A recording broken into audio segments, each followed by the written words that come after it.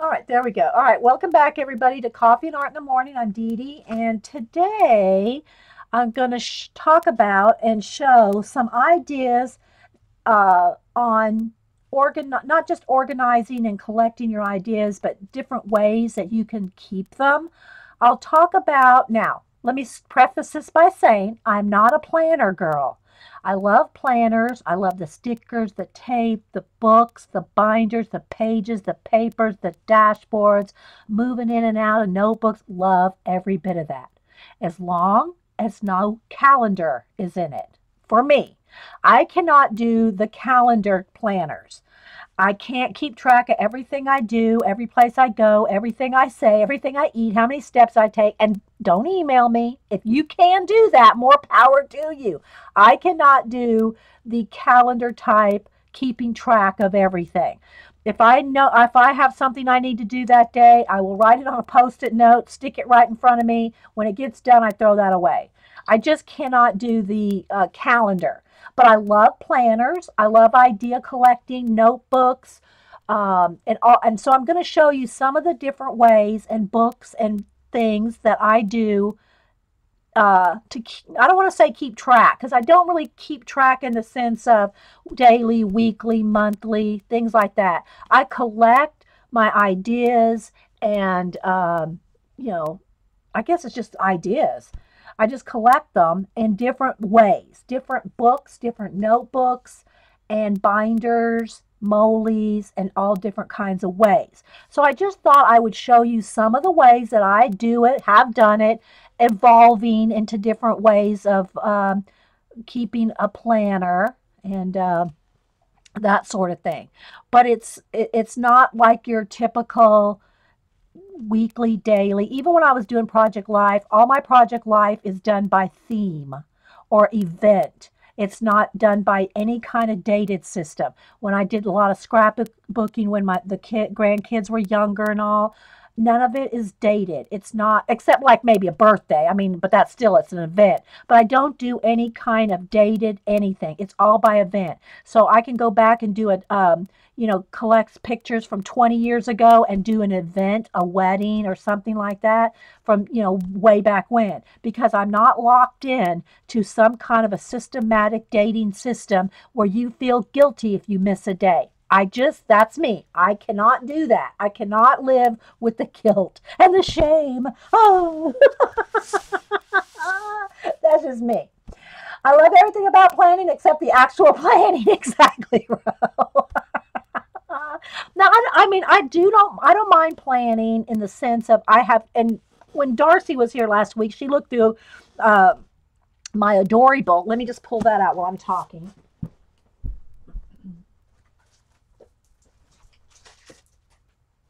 She looked through my Adorable, one of them. I have two. I have one that I live in when I go out, which isn't very often, but I have one that would go with me or has more of my like a shopping list. All right, I've got all my color books in here. So if I go out and I can have this with me where I'll know what color books I have or a list of ones I want to get, books I want to read. Um, or if I'm at the bookstore, I'll have this where I can write down books that I come across that I want to get at some point, or somebody's Christmas list, or whatever. That's the kind of stuff I love lists. And that's what Darcy says she noticed that I'm a lister. So I love to list, but I'm not a dater. I just can't do the little squares and doodle in every day what I did that day. I guess because if I did that, me, myself, because I tried it for 1 year a few years ago, probably about 10 years ago, I tried to do a big 12-inch binder, 12, one of the big scrapbook 12 by 12 scrapbook binders things, and I made some beautiful calendars on uh, pretty basic gray paper, and I used like your regular wall calendar type thing, and I cut them out and put them all on basic gray, and what I was planning on doing was writing everything I did down every day that year. And I've said it a few times, when September maybe rolled around, I was so ready for the year to be over because I was so tired of keeping track of everything I did. I spent more time trying to make that notebook and keep, you know how we are. We not only do we want to keep it, we want to keep it pretty. We got to keep that baby pretty.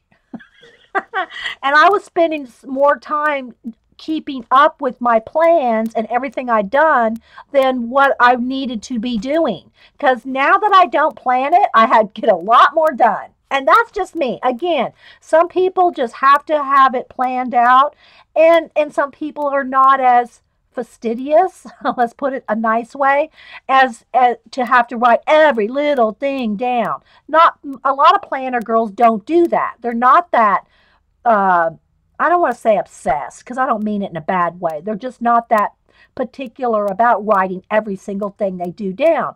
But I'm one of those people that when I'm doing something, I throw myself into it 100%. So if I throw myself into a planner, I'll tell you. So for me, planners just work better when they're listed and things I have to do. Right, so she doesn't do enough to plan. If you wrote down everything you did in a day, you would be surprised, Rain, at how much you actually did. Maybe that would be for somebody that didn't think they do a lot. Try to write down everything you do for a week. You'll see how much you actually do. Rain, you do more than you think when you write it all down. Seriously, you will know. Hmm. Hey, Morgan. So my adorable is where I list things like if I have studio visitors and kind of like what we did or something like that, what we made. I'll write down projects I want to do. They're not dated. Videos I want to make, books I want to read, color. I'm keeping a list of color books just so I have that list. I don't have every book I own in here. That would be like putting it in a file folder fodder thing. It just wouldn't happen. It's just, couldn't I can't contain it in one book. But anyway, so this is my adorable. And I want to again say that these are made by Sister Woman, Jonna, Scrappy Camper Sister, one half of the Scrappy Camper Sisters. And she hand makes these, and they're like cloth, and they have like the sizing in it. So you can see it's cloth inside and out, but it's like it's flexible but firm like that. It's because it's got that sizing inside. I don't sew. I don't know what officially it's called. But I have this one. Let me grab the other ones in the other room.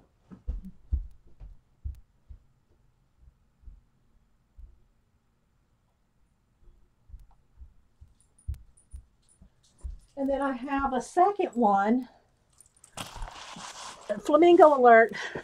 Eileen. I have the second one, which isn't as thick.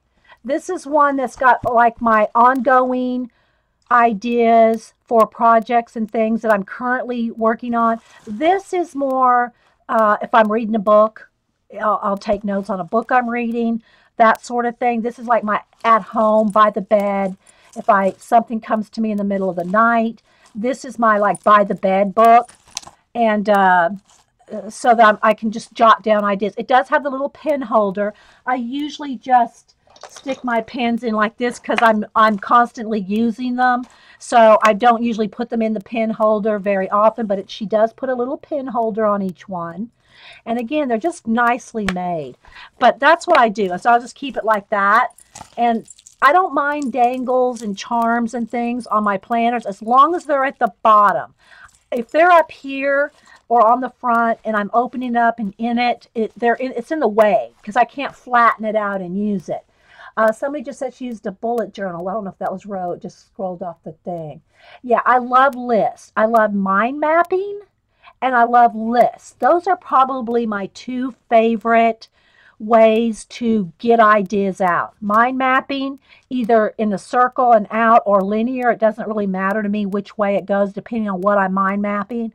Mind mapping and list are my two go-to thought think out processes, and everybody's different. Don't get me wrong. Don't think I'm down on anybody that keeps track of their with a calendar type planner or any of that. It's all depends on your personality. It's kind of like how you organize your room, your scrapbook, your art supplies, your project life, your art, however you organize your art supplies, it's the same thing for that. Some people like everything neatly put away in drawers where they don't have to look at it. For me, that does not work. I have to have it where I see it. So shelves work for me, where I can see. Now, I have some of those little plastic drawers, that kind of thing, but I can see everything.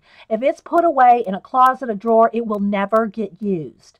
That's just me. But I think somebody wrote a article a few years ago on the like 5 different ways that people think about how they organize, and it's just been so long I can't remember them all. But some people like shelves, some people where they can see everything. Some people that absolutely drives them crazy if they see all their stuff around them and they can't think because it's bothering them, that it looks messy to them. So it's just different ways that people have to organize their thoughts and their lives and their products or their books, their whatever. It's just different ways. So none of it's right or wrong. It's just different personalities have different ways of keeping track of things. And I just found that for me, listing and mind mapping are my best ways to think out things and to not just express my ideas, but to think out the ideas. Yeah, if I don't see it, it doesn't get used. And I'm one of those people that's like with like. All my inks are together. All my paints are together. All my rubber stamps are together. All my pens are together. I'm a like with like kind of gal. Some people, now I got to give Packer Dye credit. She organizes all her ephemera and paper stuff by color. That doesn't work for me, but it works great for her. So, there's just different ways to organize whatever it is you have. All my ribbons are together, my buttons are together, my sewing stuff is in one thing. All my project life is on certain shelves in my room. So it just works for me that way. But some people, they just want to put it in a drawer and they'll put a label on the drawer, say paper. And that works for them, and that's great as long as you're using it. Yeah, closed storage does not work for me. So anyway, again, I'm not dissing on anybody's way of organizing, whether it's their supplies or their ideas. It's just this is what works for me. So don't think that this is like hard, fast rules. Everybody's got to do it this way. I evolved in different ways of collecting stuff. If y'all were here last week, I talked about moving into these adorables, and that means like people make faux dories and like duck dories out of duct tape. These are adorable, so we call them adorables. So, and I've shown this before. I won't pull them all down, but for years, my way of collecting ideas. I'm gonna also stress again the difference between collecting my ideas written and collecting my ideas in like art journals. My Molies, although there are some that are more painted than others, and I've got probably, let's see, 2, 4, 6, 8, 10, 12, 14, 16, 18, 19, 20 up there. I've got at least 25 Molies. And some of them have paint and painterly ideas like mini art journal type things, but the bulk of these I use for writing ideas down. So my written ideas, I had been using these Moleskines for years. Okay. But then planners come around, all kinds of pretty planners. Let me get these back up on the shelf. All kinds of pretty planners and mini sketchbooks and notebooks. So let me go ahead and kind of tell you how I divide up my thinking and my collecting. I have, and maybe I should write this down so that I don't have to rethink it. Okay, so I have my written type books, like Molly's, for instance, the ones I just showed you, and now they are like in my adorables. Let me keep that here. It's keeping the focus good. If y'all have any questions, put them in caps. Yeah, and Packer Dice said it took her years to accept the fact that she thinks in color, not product. So you got to decide for yourself what works for you, and say the heck with how everybody else does it. This works for me, and not worry about how other people do it. Because if you don't organize your thoughts and your supplies and products in a way that works for you, it won't work for you. You won't be using your supplies, nor will you be thinking, you know. So now I am into my adorables for writing down. And I think what I like the best about them, or it could be any kind of the Dories, is the fact that you can remove the signatures. You get a full signature, you can remove that whole signature. You can file it however you want to file those extra signatures and ideas or whatever. But the fact of the matter is these are removable. So you can just pull out a whole signature. Let me show this one's got more. You can pull out a whole signature. I think this one's got 9 signatures plus my what do you call it? My book that I bought from Mistel when she did the folk art festival. I bought one of her pretty little books, which are the exact size that fit in here. So I got one of those in here as well. But this is what I'm using now for written ideas. And again, it's because I can remove those signatures that's what appeals to me the most about them. It's not necessarily the size or any of that. And so I have also made, now I haven't used them that much because I'm using these, but I also have made a couple of my own faux dory type things. And I've shown these, I think I actually did these on a stream. I don't know if they're on YouTube. But basically, I haven't sewn them in or anything like that. But I put signatures. They're with rubber bands, or they attach to each other. So I have one strong band in the middle here, holding all. I think there's 7. 1, 2, 3, 4, 5. 7 signatures are held in with one strong cord in the middle. And then they're attached to each other with the rubber band.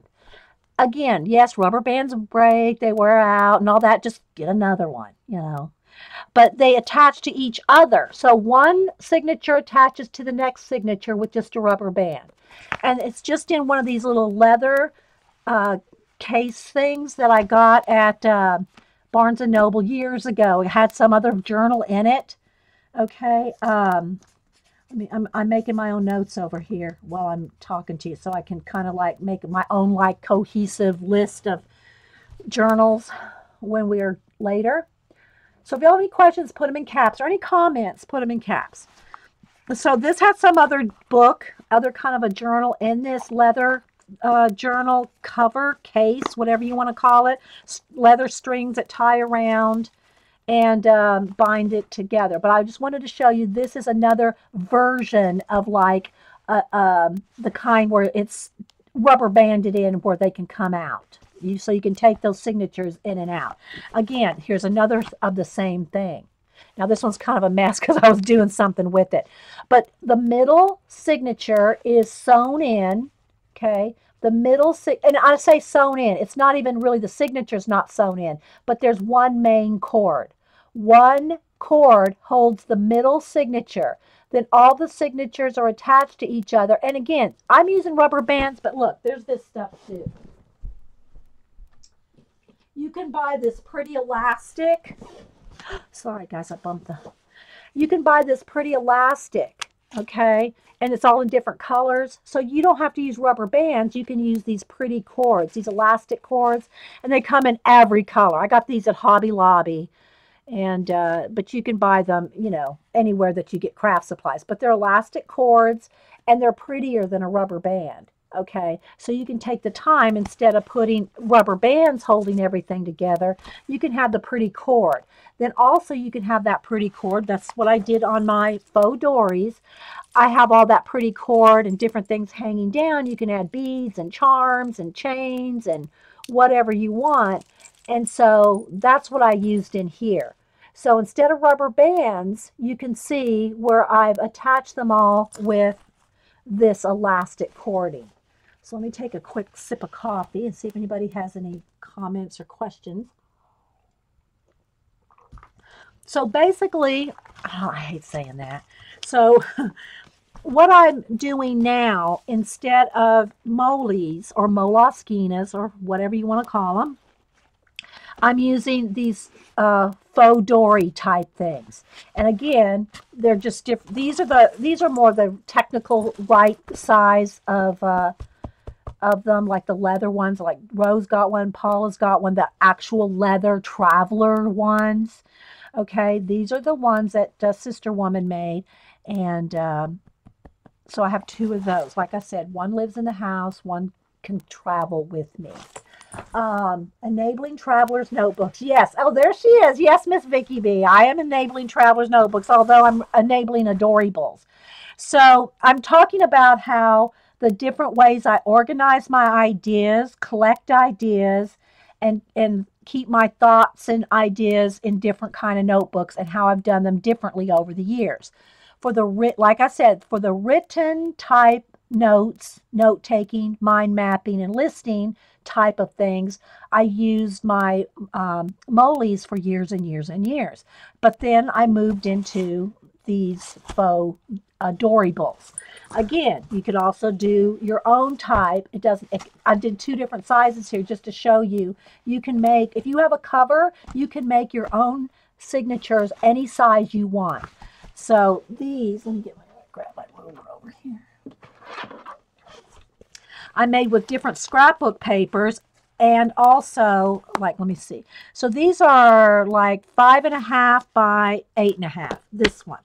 And I just made each signature. Let's see, let me put my hand between each signature.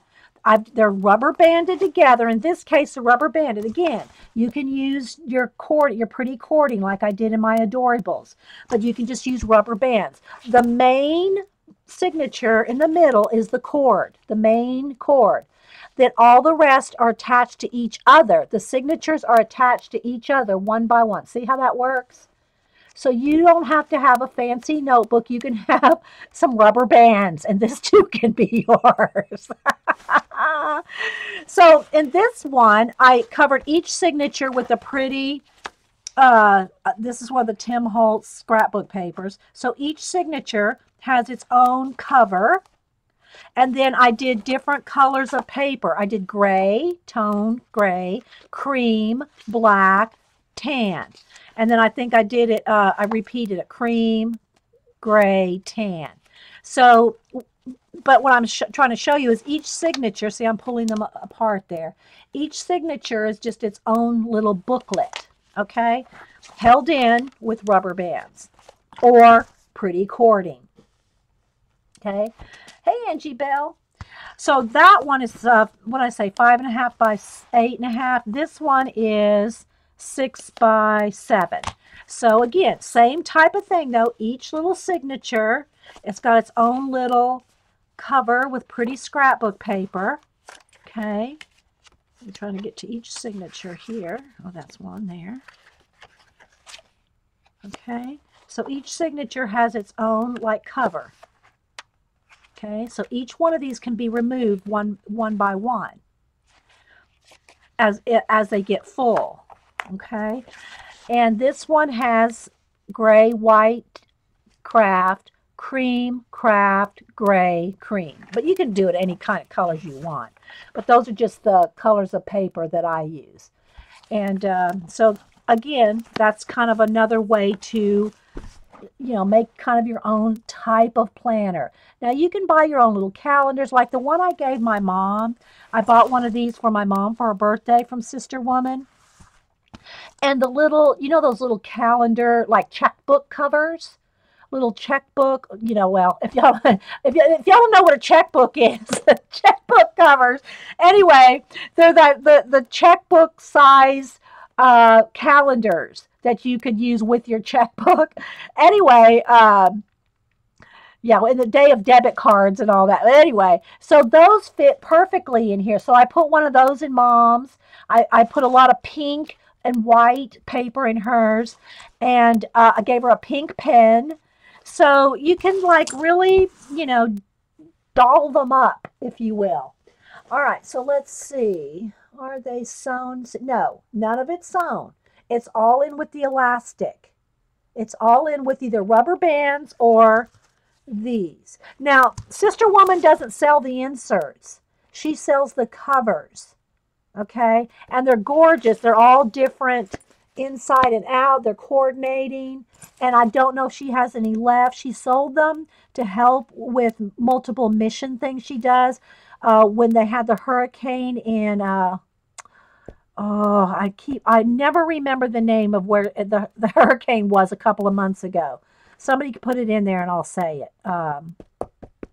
Anyway, so she had like a real cell thing going on to help her take food and clothing and stuff down there. She actually went down to Miami herself, filled those barrels herself, and shipped them herself over to where the hurricane was. Dominica. Dominica, that's where it was. And so she I don't know if she has any of these left because she sold a lot of them. Okay, so let me put that back on the shelf and talk about some of the other ways I plan. And we're going to be here a while. We're going to be here a while. Now, I got to say, let me preface this by saying, I don't live in all these books I'm showing you all the time. Some of it will depend on what I'm working on. For instance, right now I'm in a big, like doing a lot of commission portraits. So I'm not in my idea notebooks as much because I'm too busy actually working to think up new ideas. But when a new idea comes along, I have different places, depending on what it is, I have different places to store those ideas or brainstorm them out, okay? But for the past few months, I've just been busy working. So I don't really need any new ideas at the moment, you know. But sometimes I just get like, okay, I got these cool ideas. I want to do this eventually, someday. And so I'll pull out, depending on what that project plan idea is, I'll pull out a different book or, you know, right now it's going right to these. Okay. Yeah. Dominica. Yeah. Jonna says she's working. Otherwise, she would be here. Okay, thanks, Jonna. Good to see you in the back end. So again, I don't know. Maybe she can say if she has any more of these left. All right. So the other thing is my Hobonichi. Okay, a Hobonichi is, and you go see Miss Vicky B if you want more in depth on the official real planner thing. She has every planner. She knows every planner. She has reviewed every planner and sketchbooks and things as well.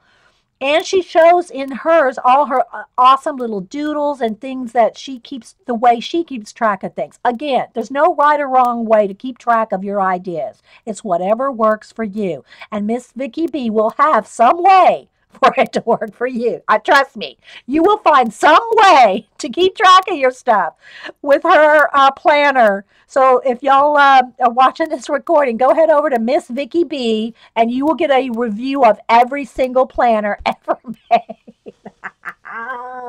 Okay. So a Hobonichi is a gridded, and you can't see that there, but it's like a graph paper. It's a and it does have calendar type things in it, and I think there's maybe different way. I don't know what the official Hobonichi. Again, check out Miss Vicky B. I'm sure she's got the original correct Hobonichi. But people also use Phobonichis, which is just these. There's faux leather type books that you can get at Barnes and Noble. This one is made by Miquelrius. And that's the one that I've seen people use. You get them at Barnes and Noble. They're only like $10. But they're like a faux leather, so you can see they feel like faux leather and they're thin.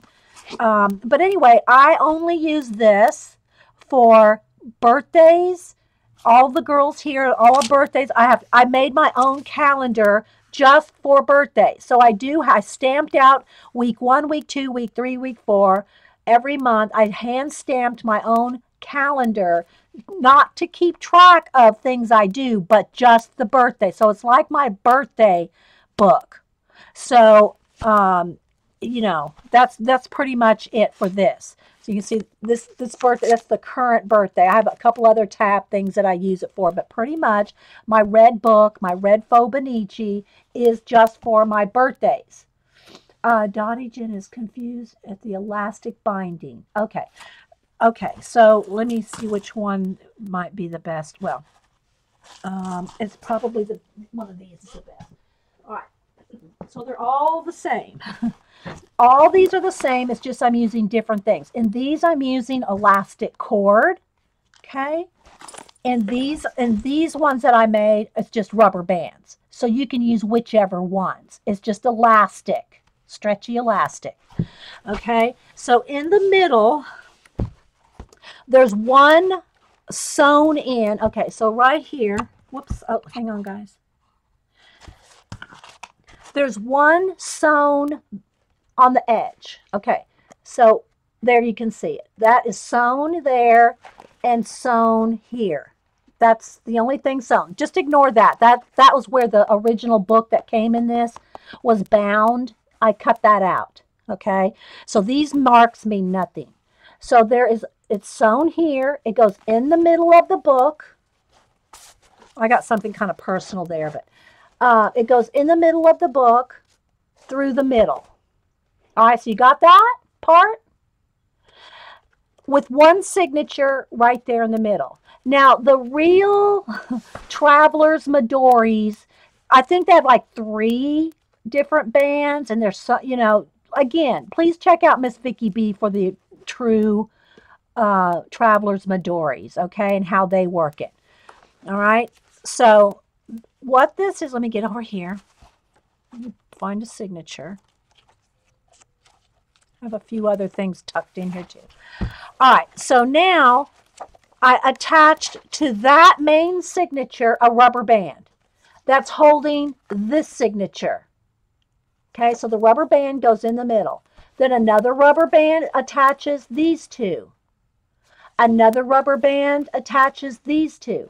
They're all just attached to each other with rubber bands or elastic cording. That's prettier. Okay, this is much prettier. I just left it like this for, you know, because I'm not really living in this right now, and I wanted to show people how it works. Okay, so does that make sense? Do you get that? I forget who asked the question now. Okay, so they're just attached to each other with rubber bands. And what's nice about that is you can take them right out. So I can just take this signature right here. Okay, look, see, there's a rubber band. Look, it just pulls right out. So there's that signature. Yeah, so there's this signature. Nothing's sewn. They're all loose. Every page is loose. Okay, they're just tucked in there. These are just regular 8.5 by 11 sheets, this book, folded in half, and I rounded all. I cut the corners with my corner chomper on all the corners of these signatures. So then, let's say this one gets full. I just get another one, stick it in the rubber band like that in the middle, and there you go. Your signature's in the book. Okay. Okay. Well, I don't think I'm frozen. I'm showing that I'm still moving. But anyway, so you know, that's just how these work, or how mine work. All right. So I'm going to talk about some other ways that I have over the years collected ideas for different purposes. Oh, let me get something here for focus. Let me take a sip of coffee. All right, real quick, I'm going to make me a quick note here, so I don't forget them while they're.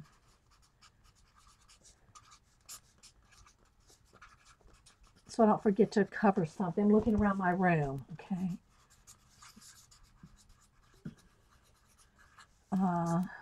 You don't want to make some certain notes that I cover. Oh, desk journals. So I'm just going to talk about different, and I think I actually have, now I don't know if it's this in depth where I'm showing like the rubber bands, but I do have a few videos talking about some different journals and ways, but I really want to get to the way I collect and organize and have dividers for different ideas. I want to get to that. Let me make a note to show the dividers. And what else? Book, sketchbooks. I'm just real quickly writing out a list. I'm listing, people. I'm listing.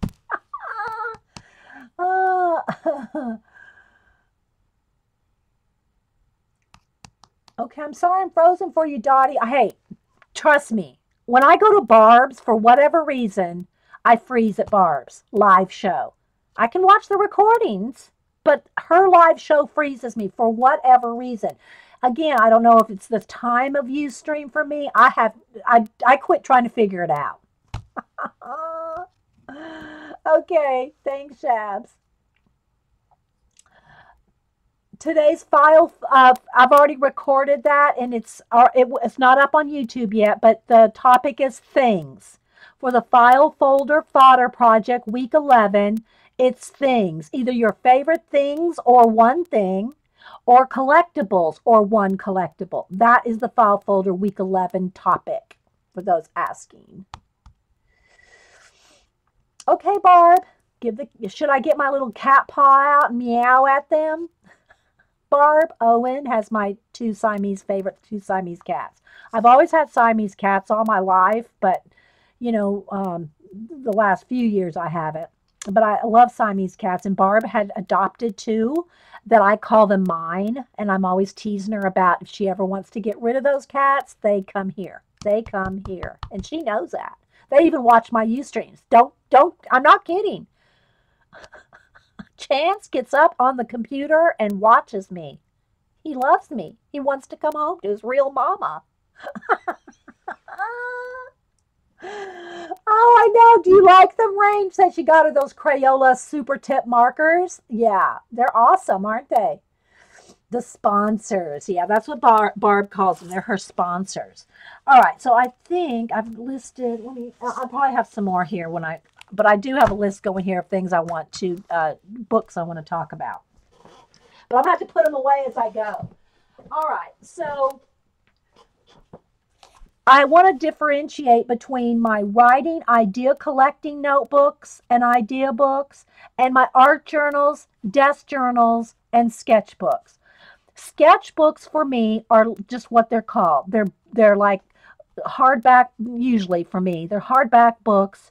Although you can sketch in anything, but my sketchbooks are my hardback, larger books that I use for sketching in.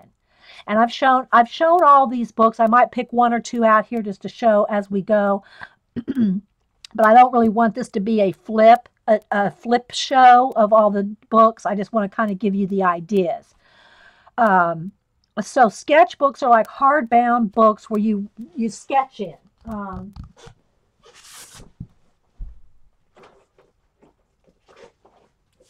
Like this, just hardback, big, for me, this is the size I have as sketchbooks. Not that I don't draw and sketch and everything else, but these are my, where I've shown you, they're just quick pencil sketches. I've shown this, I'm not going to go through it, but just so you see what I'm talking about, sketches. These are sketches, okay? All right, I have also the kind of quote-unquote sketchbooks where where's the one I'm looking for?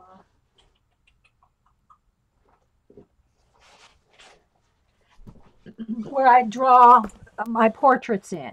These are my tan tone or Darcy, like this was the Darcy class we did. This is considered like a sketchbook, but there's tone tan and tone gray. I prefer the tan ones, but I've also used craft paper, 12 by 12 craft paper if I have two faces. If I'm just doing one face, then it goes, usually goes in, let me get, I have, this one's so full. Let me see, where's my other one? What did I do with it? I just had it at, oh, here it is, because I'm working in it. So,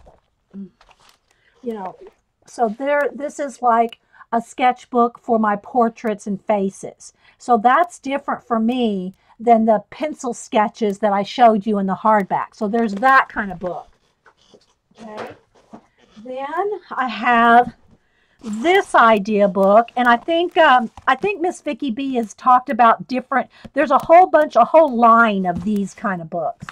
Okay, this is the only one I've seen. This is the only one I've got, but it's the Freestyle Really Big Notebook, and it is 7 by 10, and it's really thick. What I loved about this book was it's got a table or an index in the front, and all the pages are numbered, all 800 of them. Love them, but not very neat. You should give it. Okay, I didn't see what you should give it a try. Sponsors never. I missed something, Cookie. What you said I should give a try. I didn't see something in caps. So if you don't put it in caps, guys, I might miss it. So if you have something you want me to comment on or ask me, put it in caps because the chat just scrolls by really quick. So what I use this book for ideas, this is, I call it my glue book. Although I should say glue book and ink book, ink drawings. I really am not doing any pencil work in this. It's just quick ink drawings in addition with my gluing. So if I find something that I like in a magazine or an image I want to play with, like let's say a model's head, I'll glue the head in and draw the body. Or I'll find a real cool pattern, a dress pattern. I'll put that in here and draw the girl around the dress. And I just say girl. It's not just girls, but you know, it's a little of everything. But this is kind of my glue and ink drawing book. So anytime I cut something out of a magazine, and I did go ahead and cut a couple of things that I copied out of a couple of my color books that I really liked, just to have them in here for the idea. So I said, I don't want to forget about using my color book pages and color book images in other ways other than just the art journals, because I use my color book pages in art journals as well. This is not an art journal in the sense where I throw in paint, collage, I'll paint an animal, mixed media, and all that. This is just glued images, even though some of them are ones I've colored, and ink. And again, I've shown these before. I'm just going to do a quick little flip where you can see. All right, so here's an example of one of the pages that it's colored and I cut her out. This is out of the Kimono book, okay? But I have all kinds of just things that I've cut, but I've also drawn. So I'll just, it's kind of, if you want to call it a glue and doodle, you know, this is as close as I get to doodling, is this kind of thing. So, you know, I might cut out just a bit of something I like, and then I'll just draw her. Or, you know, it's just a doodle book. It's glue and doodle. All right. So that's what this book is. Although here is where I cut out this girl. I colored and cut her out of the Paris book, as well as the last page, because that just reminded me of me. So I did that. But that's what this book is. My Freestyle Really Big Notebook, and it is really big. And the paper, again, Miss Vicky B has got reviews on tons of these things I'm talking about. The real ones, not the ones that we're just making. Okay. Cookie said, if Barb won't send you the sponsors, adopt her. Don't make me purr. Now, if the sponsors were right there, I would purr for the sponsors. Barb's cats. And I have purred for them before, but I'm not going to purr right now. Yeah, there's all different colors of these. Now, I don't know if the red, the orange, the purple, just go on Amazon, you can find them. I don't know that all of them are this thick. There's different versions and different themes and and I'm not, you know, like I said, this is the only one I can speak for, is this one. And again, it's my glue and doodle book. All right, so there's that version of collecting ideas. That's kind of more of a visual collecting. There's no writing, there's no listing, there's no mind mapping, none of that in that book. All right, so let me kind of scratch off the glue book. Composition books, you can do the same thing with that. I've got tons of composition books that I've used for glue books, art journals, multiple different types of journals with just cheap composition books, both the regular size composition books and these small composition books. Okay, these little, like this kind of thing. And I've shown, I'm not going to, like I said, I don't really want this to be a flip show because I've done lots of flips on all these different things before. I really want to kind of concentrate on ideas, ways to keep your ideas. So you can use these little comp books like this for either just writing your ideas and gluing and doodling, or you can do like, these are like my mini desk journals. All right, and speaking of the mini desk journals, that is a journal. And let me pull one off here because I got a whole bunch of those without having everything fall down on my computer. Okay, make sure they're all stable up there. A desk journal and again, these are not cheap, but when I use one of these, I use them for a long time. Now they might be they're actually not picking off paint when you hear them kind of crunch. It's just that they have tons of books stacked on top of them. So they're fine. They're not, they're not pulling anything off. But what these are journal books that I get at Barnes & Noble. They're like $30. They're real leather, imported from Italy. They're really nice, but I'll use them for weeks, if not months. Okay. And what I'll do is if I'm doing a lot of mixed media, which at this point I'm doing more portraits, color pencil portraits and color book exploration, if you will, than I am mixed media painting collage. But it's the same type of materials that I use in my art cards that I do in here.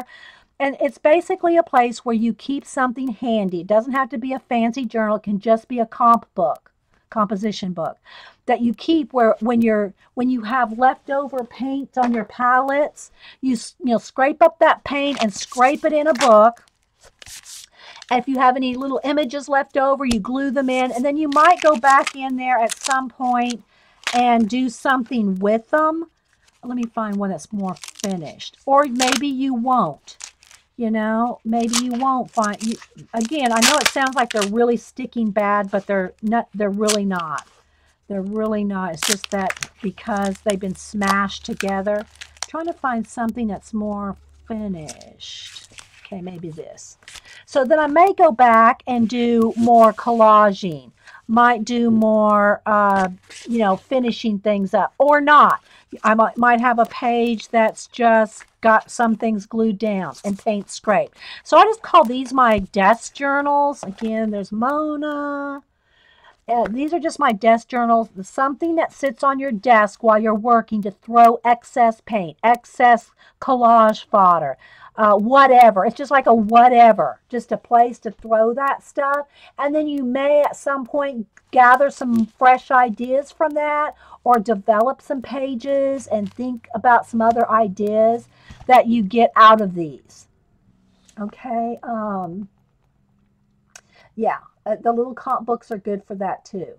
Okay, Packer Die. Oh, you know what? I forgot I still got Happy Mail. I wanted to show, well, Packer Die's leaving, but I do have some Happy Mail from Packer Die and Jan, so I'm going to show that, and we're going to give away some Packer Die ATCs. So thanks for giving us those, Packer Die. I'll be showing those in a minute, but I know she's got to get back in that car. Whoops, I don't want this to fall. She's got to get back in that car. Head out. All right, so that's desk journals. Comp books, talked about that. And then art journals are just like what we all know as, different kinds of art journals. Let's see, there's tons of different kinds of those too. I don't know if I want to go through every kind. Again, I think I have a show where I talk about different kinds of art journals. There's just plain old art journals, your Dylusions, your spiral bound books, mixed media books. I usually despiral all my mixed media books and put 3 like book rings in instead of the spirals, because spirals have a tendency to get crunchy. So what I'll do is I'll take the spirals out and put 3 book rings whatever size they are, So this is just one of those blue Canson mixed media. I take out the spirals, throw the spirals away, and I just put book rings in, because then they're not crunchy. They're not, the spirals just don't get in the way. So that's just what I do.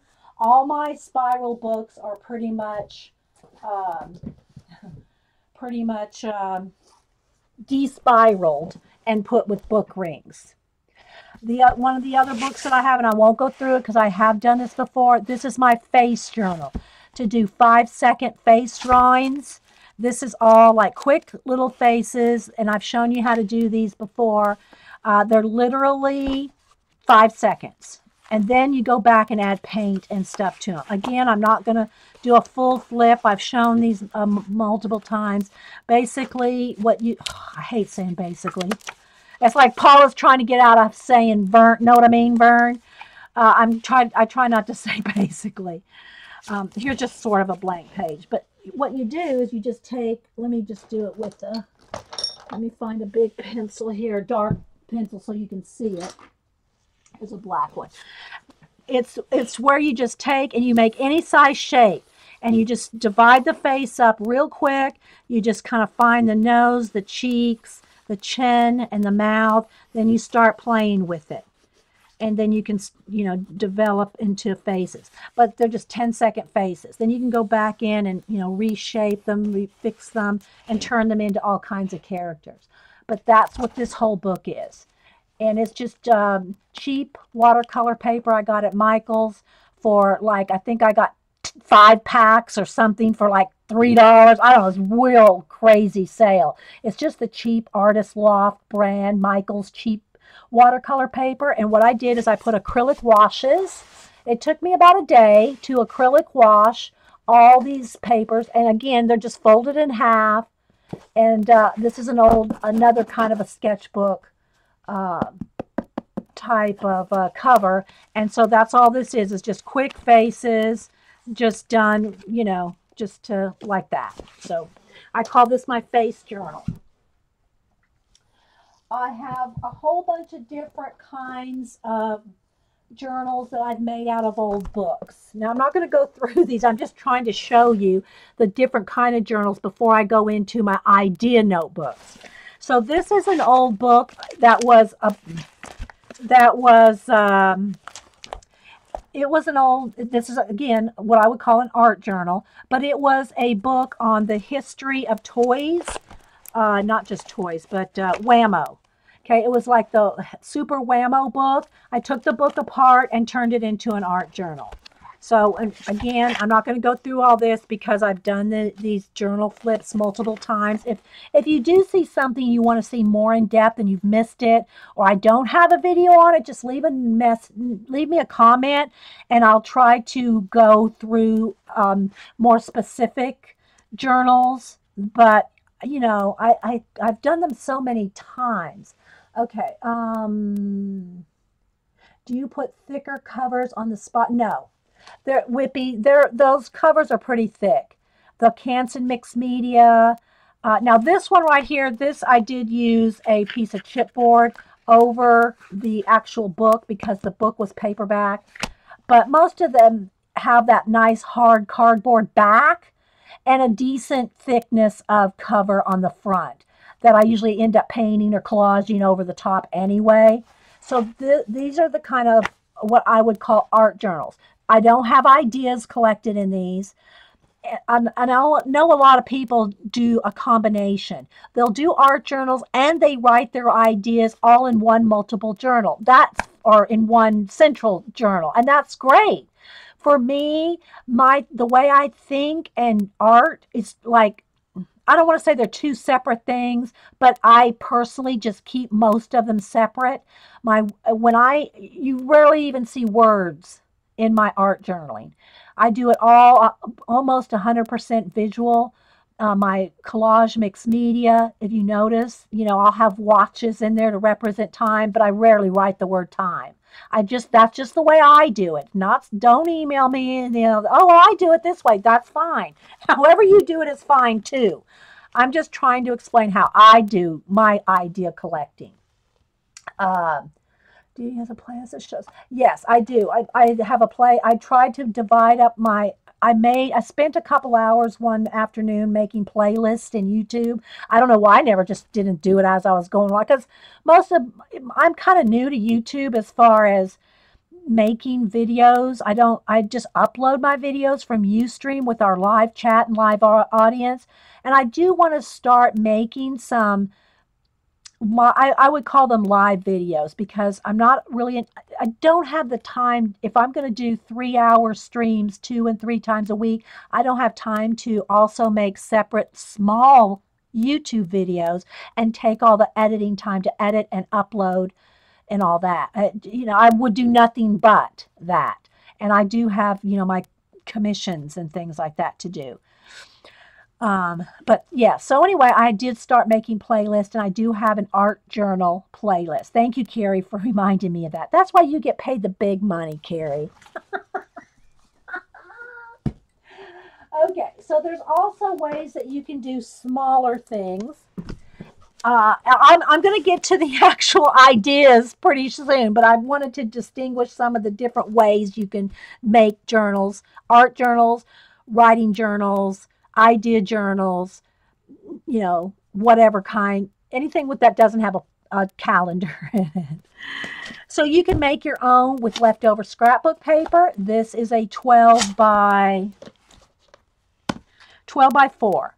So with leftover 12 by 12 scrapbook paper you don't like, you could do these kind of journals and just cut your 12 by 12 paper down into 3 4-inch strips.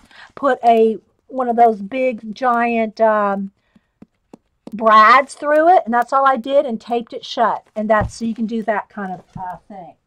I'm just going to kind of quickly go through some of the art type journals. Again, you have just your regular size sketchbooks that you can carry around to doodle, draw ideas, whatever, just, whether it's something like this or your ring bound sketchbooks. Okay, there's also what we'll call the magazine journals. Oh, and then also don't forget comp books. And I've already said it before, but you can use comp books. This is just a composition book, scrapbook paper, punched a hole through it, tied some ribbon on it to close it, covered it, and it can be your glue book, it can be an art journal, it can be a desk journal. Composition books are excellent for any of those things. Here's another one. Again, another composition type book. Got tons of those. I've got a stack of these too, and I'm not going to go through the whole process, but magazine journals. I take 2 magazines, and again, this can be on any topic, like I use old Somerset, not Somerset Studio. I don't mess with those, but Somerset Studio magazines, publications, the Stampington publications, not Somerset Studio, that particular magazine, but they have like 20 different kinds of magazines, blogging, studio, there's just all different kinds, stamp ones, the art journal ones, just all different kinds. I glued 2 together, and I'm not going to get into watching how you work in them so that the binding stays flush right now, but that's what these are. These are a great way I like to practice color and color blending. Other than, now this is not what do you call it, pencil. This is all paint. But taking a couple of magazines, even one magazine, you don't even have to glue 2 together, just even one magazine. Take an old magazine. If you like gardening, cooking, whatever type of magazine you have, I just particularly like any kind of art magazine. It's a great way for you to learn how to see color with this practice. That's what I call these, like a magazine journal, but it's, for me, I haven't done these in quite a couple of years at least. But I like to show them because it's a good way for you to practice seeing color. What you do is you find a couple of the images that you like and want to preserve, and you try to match those colors and paint out the background. So you're painting out the background, but you're trying to keep the color. You're practicing with color. I don't know if this is this one is making much sense. I think I'm going to have to refocus my camera too because the lighting has changed. So this had a lot of cream, yellows, and reds, and a little bit of brown. So I painted it all out, and then you can also then turn around and use this as a written journal. Bic ballpoint, the Bic crystal Bics will go over acrylic paint. That's what I would recommend if you're going to journal in a painted journal where you've painted it with acrylic. Use Bics, because it'll go over. No, this is not varnish. This is actually a glossy scrapbook paper. It's a steampunk stack that had glossy paper, so that is all actually the paper. That's glossy. So anyway, I've got a stack of these. One of these days, if anybody wants to see how I do the magazine journals, let me know. I'll get more in depth. Okay, so there's those. Again, there's tons of sizes for any of this stuff. You can use different sizes. We have all kinds of different, let's see if this is the one. No, this is a different notebook. Okay. I have one of these with color swatches in it. I don't see it right now.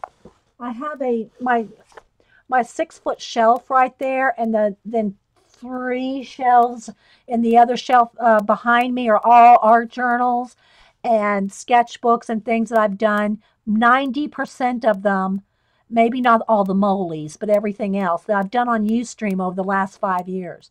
And just, I refer back to them for different purposes, for different projects. Yes, it got a little dark in here. Yeah, it did get a little dark. Well, I think it depends on what book I'm putting up here in front of you. I have a swatch book in a notebook, but I'm not putting my hand on it right now. So you can do your color practice. I've got tons of those. Again, I'll get more in depth in individual art journals. I'm trying to get over to the idea collecting point today. Okay, so sketchbooks, got that. Art journals. Okay, so now we're into the binders, the 3-ring binders. The Molies, I covered that. Okay, so I think now we are into the 3-ring type binder ideas. All right, so sip of coffee here. The way I collect different ideas is, now that I've moved out of my Molies into something like this, or if I want to expand on, like if I make a list or a quick mind map on an idea, a thought, a project, then I will expand those ideas in big 3-ring notebooks. Okay, so this is a 3-ring binder. Got it Staples. And I just put a little bit of a collage-y thing here on the cover. And I've gone through this before, and I've talked about this more in depth. And to tell you the truth, guys, I did not get a lot of interest in this. I guess people just have their own way, of doing it, and this wasn't their way. So again, you may not like the way I collect ideas, or and sometimes it's not even so much a list or a mind map. It could just be a visual. But this, I did make this for people that had asked me before I did the show on this. They did ask me about how to organize some ideas. So I made this specifically for that. I have not worked in it as much as I should, but I will show you how I divided up the ideas and thoughts and topics. You did make one, Angie Bell. So I have that one, but I've also got a couple other things here. This one is kind of the same thing, but it's not, it's got all the ideas and things, but it's not divided out by topic. So if you want one place where you can just make a notebook, again, this is like a 2-inch, this one's a 3-inch. Just a 3-ring binder where you can just throw in papers that you have ideas on. It's kind of like it's like a big Post-it note for me. This is kind of like a big Post-it note. If I just scribble something down, like I'm writing down all these things I'm talking to you about, if I wanted just to keep that, I would just punch holes in it, or more than likely I'd be using cheap notebook paper. That would just go in here. Not any particular theme, just a random thoughts, random ideas. That can go in that's all it is. It's just a 3-ring binder full of just different ideas without a necessary topic. Okay, so I also have my own, and this is one that I won't show on camera, but I do have a spiritual journal. And I've got different topics, different themes, and it's just one of these smaller 9 by almost 12, maybe 9.5 by 11, and this is my spiritual journal. So I have that. Again, I also have, for art journaling. Here's another, let me show you quickly, 2 more art journal things that I have here. And then for my current art journals, when I'm working and throwing things in an art journal, I'm using these, I got 2 of these that I'm working in. They're the Dylusions, Diane Reevely. And again, I've been using these to, when I cut things out of,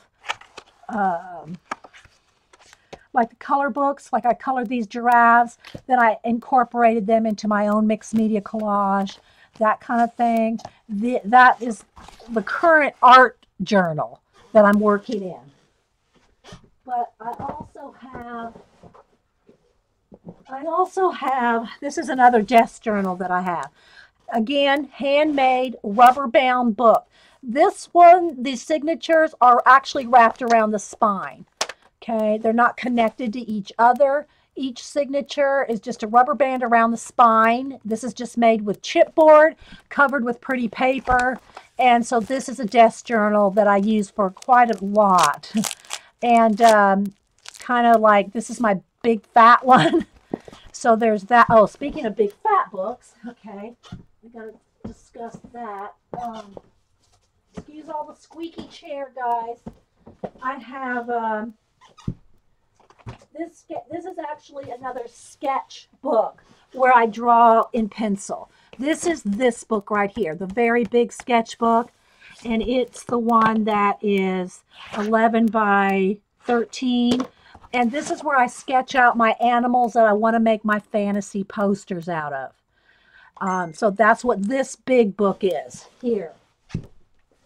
I also have another idea book, which is similar to one of the ones I'm going to show you, so I won't show you this one. But this is my big 12 by, it's just one of the scrapbook books, okay? But it's, and I put a picture of my painty hand in here. But it's got all kinds of ideas that are 12 by 12. Again, I have dividers. They all mean something different. But this one is just a bigger version of the other one I'm going to show you. So you can do both. If you have big ideas, you can use a 12 by 12. If you have, more, if you want a more compact version, this is just your standard 8.5 by 11, albeit 3 inches thick. But there's that way to collect your ideas, or there's this smaller version, okay? All right,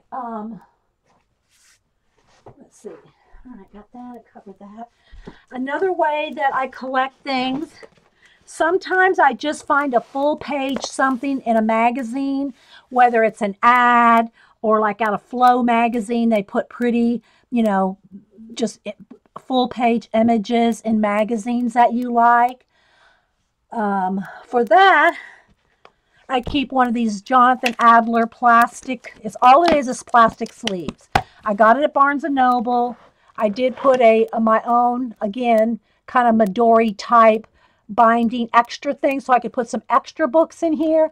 But basically, it's just a book of sleeves.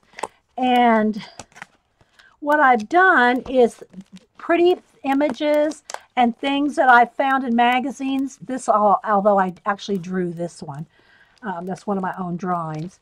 But things that I just like, whether it's a big piece of scrapbook paper I've cut down, images that I like in magazines, that's all this is. This is just kind of like a binder, although I cut that out. I cut that out of 2 different images. But I cut Einstein out and put him on this scrapbook paper because I just like the way they look together. So that's what this whole book is just pretty images out of magazines. I still have a few places left there where I can add a few more. So just so you can kind of get the idea of collecting, these are some stationery papers from Flow. A lot of these are from Flow magazine.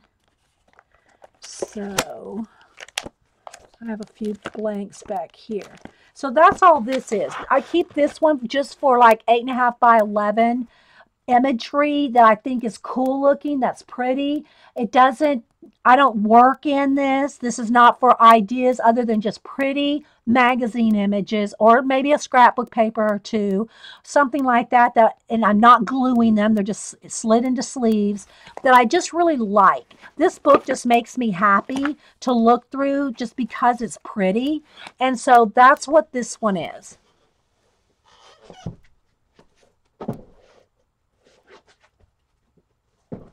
Okay. Oh, wait, here, is this it here? This is what I was looking for, I think. Okay, yeah. Here's that little notebook I was looking for. This is a different one than the other one I was showing. This is one that we did on a show a while back. Oh, question. I like the book of sleeves. Yeah. And you can do those, just use your plain sleeve. You don't have to buy a book like that Jonathan Adler one that's plastic with the sleeves already in it and all. You could just have your plain old staple sleeves, like I'm going to show you here, and have a notebook, a 3-ring notebook, with just imagery from magazines and, typography or whatever, and just have just that. So you can do that too. So this was one we did, and this is one of the color theory thing, not color theory, but color. This is one we did showing how to use design seeds, color combinations, ideas. So what this little book was, is where we would take design-seeds.com, and you can subscribe to them. It's free. Get an email every day if you want, or you can just go to their site and see all the different kinds of color combinations. Basically, what it really is all different color combinations that they put together in awesome color combinations, and then they'll show a little photograph of something. A photo, like let's just say there's a couple of greens and a gray, or some oranges and yellows with a leaf in the middle, and they'll show a photograph of something with those color combinations in. It's an awesome site if you get stuck for combining new colors that you really don't think would go together. Something just look at and make you happy. Yes, exactly, Suzanne. That's what that book is. Thank you for sharing. Okay, I know it's late there, Cookie. Thanks. I know 11 p.m. Thanks for being here. Bye, Miss Cookie and Biscuit. So this little miniature book is just where, and we did this on a show, where it's a kind of a combination of using the design seeds, maybe doing a little sketch of your own idea. Again, this wasn't the design. They show you photographs of things, but you might have an idea of some kind of a design you want to use, and using the different design seed combinations. I have some larger ones in this book here, but these are some of the ones that we did on a stream a couple years ago. And then what I had everybody do, people played along, we all played together. We played together nicely. And so then what you can do when you take some of these kind of color combinations is then mind map out what you think those colors look like, and then go from there. So you can combine color ideas, color combination ideas, and what those colors could represent to turn it into a painting, a card. It could turn it into anything. So for instance, I got little, and this is small, so we mind mapped on the back, but like this color reminded us of butter. The other color, let's see, a butterfly. And again, this was done on the live show. I have more in-depth ones in here.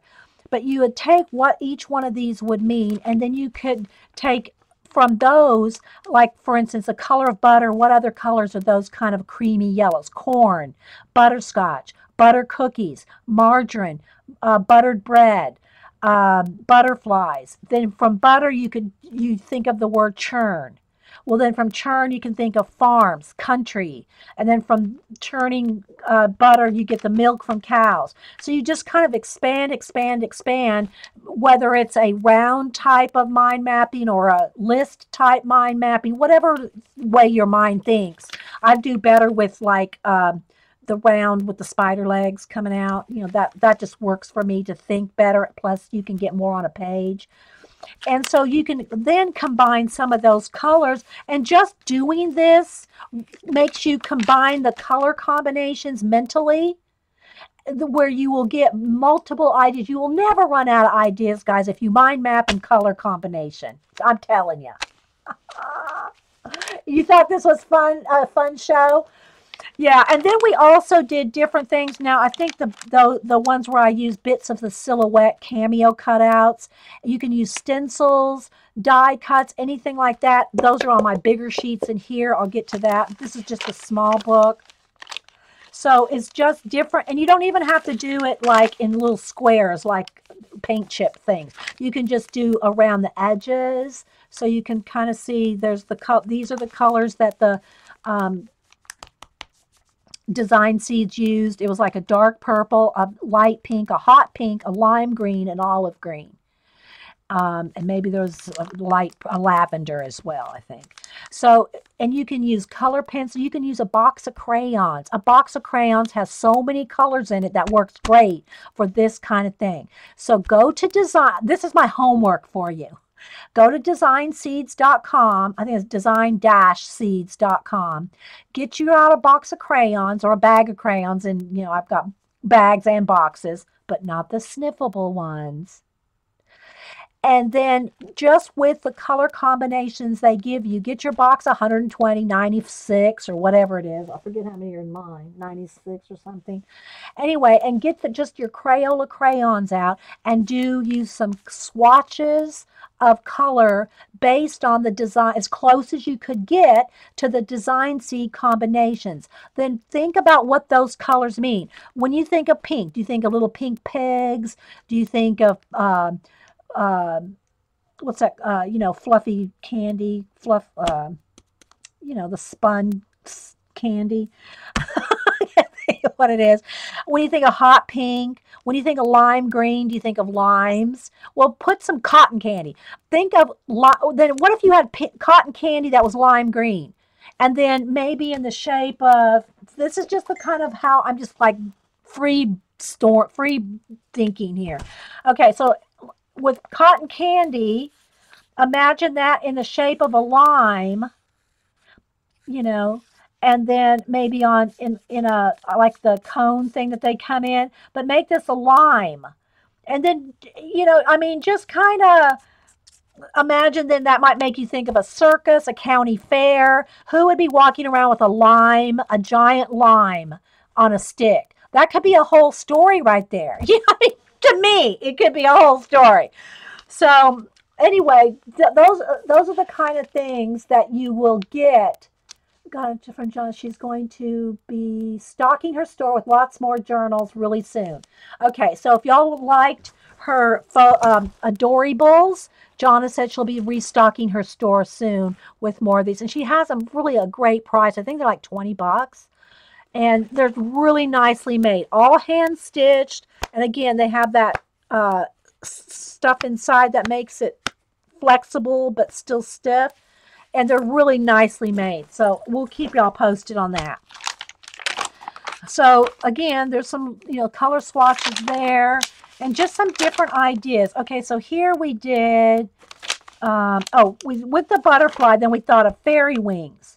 Fairies, if fairies don't have wings, they just had a resting butterfly on back. Okay, so now I'm remembering what it was. What if fairies, little pixie fairies, little pixie fairies. What if they didn't actually have wings? What if their wings were actually just a butterfly that's attached itself to the little pixie's back? Okay, so that when she flies, it's really the butterfly just carrying her. All right, so anyway, that was that little note there. We have something with orange peel. Mushrooms, have mushrooms in all those colors in a forest. So instead of just your like usual like gray or brown or tan mushrooms, what if a whole forest of mushrooms was shades of orange, sienna, teal, and a deep blue, that kind of thing. So this is just a little notebook with different color combination. Oh, washi tape. If you have a lot of washi tape that are in the color things that you're doing, like here I was doing a black, white, and yellow. So I pulled all my different black and white washi tapes and put them on here. Just some different design ideas, a sketch, some color things. So anyway, like I said, most of the bigger, I've moved most of that into this bigger notebook. But just so you can know that you can have a small little notebook with your color ideas, color combination, and a little bit of mind mapping just in one of these small little journals that you can get at Staples. A bartender for margaritas. Okay, I totally missed where that went, but it's probably had something to do with the colors. So Carrie goes, stop giving away my pixie secrets. We call Carrie the pixie because she's little, tiny. We call her the pixie. So she's saying, don't quit giving away her pixie secrets. All right, so there's that type. Okay, now we're going to get into my big idea notebook divided out by topics. Again, I haven't worked in this as thoroughly as I would like, and we're going to go through this. What time is it? Let me check my time here. And then I'm going to show my happy mail. I usually show happy mail at the beginning, but we got off on a tangent here. And so I want to do a giveaway as well with some of Blondie's little stamps that she stamped. They're all coffee themed and they're all on sticker paper. So now, if you want to use them as stickers, you're going to have to fussy cut them yourself. I'm not fussy cutting for you. This guy, look how a stack of coffee cups. But I did take some of the little acetate ones, and I put them in here to kind of show you how you can store some ideas or some little bits. Again, all this is going to depend on how much you collect, how you organize, what you do with your fodder and bits. I have big bins full of fodder, and I did get rid of a lot of it because I do collage, so I have lots of collage fodder. Not just anything that can fit in a little file folder. The file folder fodder project is for collecting more ideas. And I do this a lot because I'm trying to explain. Totally in love with the ideas. Okay, good. For the design seeds, yeah. You're welcome, Indiana. And again, we did have a show on that. I'm not sure if it was before I started uploading to YouTube. I've only been uploading to YouTube for a year. And a lot of these shows were on Ustream, and it was before I started uploading, and Ustream only allows us so much memory. So after, say, 3 to 6 months, depending on how much data you're using, whether you do a 15-minute show or a 3-hour show, after a couple of months, they're gone. So when your data gets full, they'll randomly delete your videos. So that's one of the main reasons I started uploading to YouTube, was to retain all those shows and all those projects for everybody to see. So again, I want to kind of start trying to combine some shorter YouTube videos, but I will do them live stream. I'll just if I want to do a quick, say the file folder would have been perfect. The file folder fodder project would have been perfect for me just to do a quick live stream up to YouTube of just that 15-minute file folder. But, I haven't worked all that out yet. I'm, just barely handling doing these 3-hour shows 2 to 3 times a week. We were all in a panic when yes, that was true. those of us, yeah, when they started saying, okay, we're going to be deleting all your shows, you better upload them. We were scrambling to buy external hard drives. And because a lot of us had four at that time, maybe it was 2 years ago. So maybe it was 3 years. We were trying to scramble to save 3 years worth of videos, like in a week. Oh, but anyway, so I'm going to show you again. A lot of this may or may not mean something in particular to you, but I want to talk about the. Let me prop this up because it's going to have a glare on that plastic. Prop this up a little. I want to talk about the way I organize the ideas. And again, I have to preface this by saying I've not worked in this for a while because I've been so busy with portraits and commissions that I really haven't gone into more organizing in my big notebooks, this one or the others. But I want to show you kind of just some of the things that I collect and how I topic them. So you don't have to do a huge notebook like this. It can be one of those small ones like I just showed you with the color theory things in it.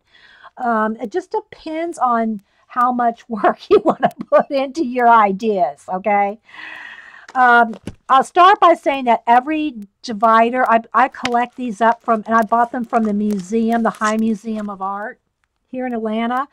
Off and on, they sell these little bookmarks of famous people. And some have gone on sale. This one was $3.50. And what they are is they'll have a bookmark of a famous person, like here's Mona. She's right in the front, Mona, my muse. But it also has all kinds of quotes, maybe some Leonardo quotes, some stickers, a palette, a paintbrush, and they'll just have different artistic type stickers. I've not used any of these stickers. I probably will not use any of these stickers. I love the packaging. I love the fact that there's a cool bookmark with a famous person, stickers, and a nice package. So I have one of these in every section. And you'll see as we go along. But the music, and I'm sure you can find these probably online somewhere. I'm trying to see who puts them out here. Quotable Notables is the company.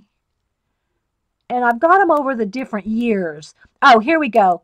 www.philosophersguild.com. Philosophersguild.com. And they're called Quotable Notables. So they're, a notable person with all kinds of quotes. But I just love them. And you'll see them throughout my book. So I keep her in the front. And I do have them usually paper clipped right there. I guess I lost the paper clip on this. I kind of go this way. Hopefully I'm like under the, I'm trying to keep that plastic glare. Kind of prop that up a little so that glare is not there. Okay, so I use these dividers. These dividers are from, they're from the, what do you call it, scrapbooking, Project Life books. They're the Project Life dividers. And all I did, the Project Life and the scrapbook books that are 3-ring, the big ones, like that big one I showed you, the 12 by 12, they are still punched in the same spot as an 8.5 by 11 regular old school notebook, but they're 12 inches long. So I do have to cut off a 1/2 inch because these are 11, 8.5 by 11. So I cut off like, maybe it's 3/4 of an inch, just so that the tabs, the dividers are not hanging down past the edge of the book, but they actually just fit just like any other notebook. So if you like those kind of divider things, let me see if I can move this over just a tad. There we go. Prop it up a little. Then these dividers will fit in a regular notebook. You just kind of trim them down, and I love them. I love the patterns. I love just the colors. I love everything about them. I think I have 3 different sets of these. I think I bought mine off at 2Ps before they shut down, but I think you can find them anywhere they sell Project Life accoutrements. But they're just the dividers. Again, they're all tabbed. They're all different colors. You'll see them as I go through. I'm trying to keep that propped up so that the plastic doesn't shine. All right, so let me just kind of show you some of my topics and how I have them divided. Although, again, I have not worked in this in a while. I will collect. Here's one of those, like what you saw in my Jonathan Adler. I just have that one here. It's just pretty. I have a pack of three, the reinforcements. I have little bags in here just to pull if I need some extra little bags and some stamps, anything like that. Just a sleeve of those just at the beginning. Another divider. I love these transparency. I made these transparencies probably 20 years ago when it was I don't know, maybe not well, probably 20.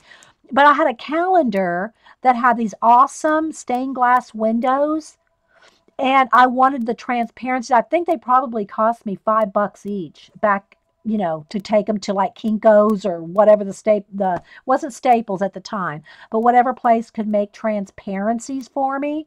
And so these are actually on transparencies. Now we have the color books and all that have like these. And I think Paula showed some on her show too. The Dover ones. Now, they're not near as nice as an actual plastic transparency is, but you can get these stained glass windows coloring book like these kind of things, and they are,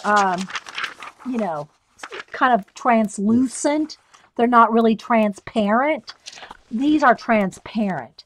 So, and those color books are by Dover, and they're pretty old, so I'm sure they still have them around, but those are from, I don't know, probably 20 years ago. So anyway, hey, welcome back, Packer Guy. We still haven't got to your Happy Mail yet. So, all right, so here's what I wanted to show you with Blondie. When Blondie sent these little slides and some of the sleeves and some of the transparencies to make those. So what I did is I reorganized, because they'd fallen out and stuff in shipping. I reorganized all the different little transparencies that she sent. And these are the same stamps that she stamped these on sticker paper that I'm going to do a giveaway. So you have to fussy cut these out, but these are stickers. So, whoa. So anyway, I wanted to show you how you can organize some types of other things, because I never had any of these, I've never made any of these little slide things with transparencies in them. And what she does is she will have the slide. Let me see if I can remember her technique that she wrote about. She'll have the little image. She'll paint the back side with acrylic paint. Then she'll back it with the paper. So you can see he's been painted with acrylic on the back, so it's still slick on the front. But she backed it with like a rice paper, or maybe a washi tape, a jelly plate, some kind of a paper on the back, so that you get this look off of one of these. Okay. So she sent some extras, so I haven't had a chance to make any yet, but I did organize them all here like this, and put some in the sleeves like this, so they're ready to go. So I got, I've got the slides and sleeves ready to make these images with. And I put there from Blondie. Bye, Janet. See ya, Jeans. All right, so I just wanted to show you that you can have smaller ongoing projects like this. I put it in the front of the book, so I will work on it. Every time I get in this book, I'll see it. Now, here are my topics. Again, I have gone through these before on a previous show, so I'm just going to kind of like cover the main the main thing. I'm not going to get too much in depth, but I have them divided out. I have 12 sections, 12 dividers, 12 sections, with 2 that I haven't even made topics for. But the topics that I made to file ideas, mind mapping, list, any way that you collect and think of your ideas, these are just the topics then you can put the way you do it, whether it's listing or however, under these topics in your style of thinking. So the first one is my main art project, my main art. Anything that I do, my main ideas. Let me use just for an example, my fantasy animal posters. So and again, the sketches for these are in the big book. They're in my sketchbook. The animal sketches themselves are in a separate huge, that big book, this big, this book. Okay, that's where the ideas for those animals are. They're sketched out in a separate big sketchbook. But this is where I would more write, I would like list the animals I would want to do. Okay, I would list maybe where I found the images, or did I go to the zoo? Did I go to, whatever, where to find them, or did I get this one, anything that has to do with writing out the ideas. My main art. Then second is the secondary art, other projects, like if I do art journaling, collage ideas. I don't really write out my portrait things in here because I don't need to uh, list or map out ways to do my portraits. If I come up with some special technique to do my portraits, I just do it. It's not really something I have to really think about.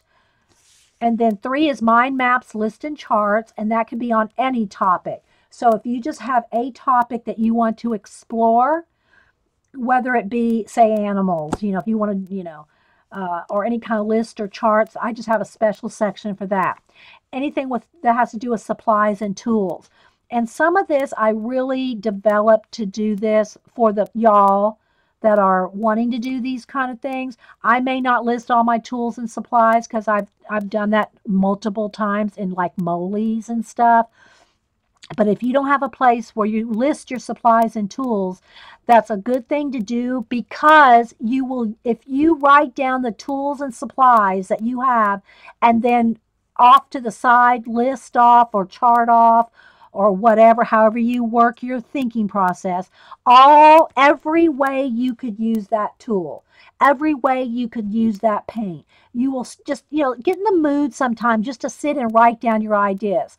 It could be while you're watching TV because your mind's not really focused on one thing and kind of like your mind kind of floats off in different directions. That's a great way to just kind of like stop thinking and just like kind of quickly write down every idea that comes to you. And again, don't have some scrap paper where you don't feel like you have to write it all real neat. Have just some notebook paper, knowing that you're going to think about your supplies and tools and just write them down as quick as you can think of. Like that's what I was doing here with the journals, while I was just writing these down while I was talking to you guys, not to forget any of the journals. Okay, so that's just a good way for you to use, to remember what you have and to use them in unique ways. But if you just have your cameo, your silhouette cameo, and you think, okay, I have a cameo, I can cut out die cuts, I can put them on a card, and that's it. You'll never think of using them for stencils or to trace, or to use them in collage, or use them as, like, so in here I'll show you where we used them for color ideas. You won't think of that stuff if you don't write it down. I'm telling you, you gotta write this stuff down. Hi, I found you, Dee Dee. Yeah, and Packard Dye says, well, Packard Dye, your ideas have to come when you drive because you spend 2/3 of your day in the car. So, but Packard Dye says that while she's driving and she keeps a notepad in her lap.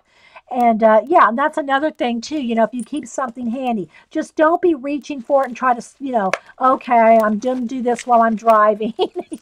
I'm sure Packard Dye doesn't do that. I mean, I'm just saying, don't be writing down ideas while you're 70 miles an hour through the ATL. Okay, so then techniques, tips, and tricks. Any idea, again, this can go for anything you find online, in a magazine, in a book, in a Ustream. If you're at Zandra's house and she's showing you how to do some new cool techniques, file it under your tips, your techniques, tips, and tricks. And always try to write down who you got the idea from, whether it's like, say, Zandra, a Ustream, the date. And again, it doesn't have to be, this book doesn't have to sit on your lap while you're watching Zandra. You can have those little tiny, you have a Post-it note. It doesn't matter what you write it on. Just get the idea down. And then if nothing else, throw that Post-it note in here. Or you could rewrite it and expand on what Zandra taught. I'm using Zandra because she just came to my mind for some tips and tricks there. But then you can expand on how you would want to use that. Zandra did this in purple. I think I'd like it better in blue. She used molding paste. I could use caulking. So that kind of thing. So write it down. Write down the things that you get off of your YouTube, your Ustream, a magazine, a class you take, whether it's online, in person. Keep track of all that stuff because you will never run out of ideas if you write stuff down. I'm telling you. But people just don't do it. I can't think of anything to do. Do you have a notebook? Well, no. Well, hey, sorry. You know what I mean, Vern? Okay, so then tab 6 is color. Tab 7 is topics, words, and themes. And we'll get to that in a minute too. 8 is plans, projects, and to do. Again, this could be something you may not want to keep in a big notebook. This may be something you want to carry around. You might have a section for plans, projects, and to do in your planner you carry around, whether it's just a list of things you want to do. But if you want to keep track of all the plans and projects you have done, if you want to just sit down one day and say, let me think of all the things I've done with colored pencils. Let me think of all the things I've done with just scrapbook paper. I've not just made cards and scrapbooked. I've also used it in this 3D project. I've used it in altered books, altered boxes. And write those things down. And if you do that and mind map and color combinations, I'm telling you, you will have ideas forever. You'll never be able to use all the ideas you have. You write it down and then wonder what you are talking about. Then you are not writing down enough, Eileen. It's not enough for you just to mind map and post-it note. You've got to more expand. You're a deep thinker, Eileen. You're a deep thinker.